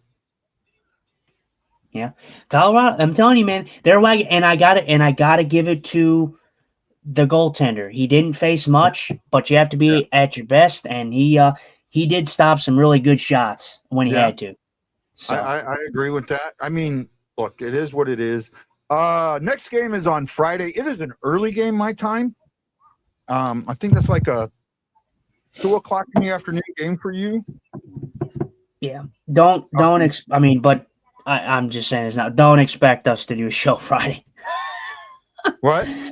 I said, I'm not expecting us to do a show Friday, if I'm honest. Okay, you want to do a show Friday? Who is it against? The game is for Friday. It's against the Knights. Oh. We got Friday against the Knights. It's 10 a.m. my time. And then Saturday, so back-to-back, both in home, against the Canadians. And that's at 11 a.m. my time. Oh. So we'll do one of the two. We'll do one of the two. I'll let you choose. I mean, it doesn't matter to me. It doesn't matter to me. We done. I mean, it doesn't matter. Whatever you want to do. We'll do Saturday's game. Okay, Cole. Hold on, because I'm going to stay in a hotel. I'm doing a staycation Saturday, Sunday. Okay, Cole. What time are you going to be done Saturday? What? Work. Can you come here? Oh, you're not working Saturday? Okay, never mind. So we're not doing Saturday. We'll have to do Friday. If you don't want to do Friday, I can do it by myself. Either way. I mean, we'll see what's going on. I should be fine Friday. Yeah, I mean, you don't. I mean, if you don't feel like you want to do it, that's fine, man. I get it. Trust me, I get it. Absolutely. Right. Okay, guys. We might be here Friday. We might not. We will see you later, though. This is Guy and Justin. You know what? I don't even think we're going to end the show in the way we normally. We're just going to say, "Fuck it and end it, man." What do you say? Just end it. I don't know. I like doing the outro. It's up to you, though. We'll do it. Go ahead. Guy, that felt like the longest 2.5 hours of my life. At least give me the outro. Yes, sir. I'll give you the outro. Go for it, buddy. All right. Where are the girls? Where are they at? What are you wearing? A Canadian tuxedo. And I'm a hockey player. Let's go Blues. Let's go Blues. Let's go Blues. Who's late for dinner?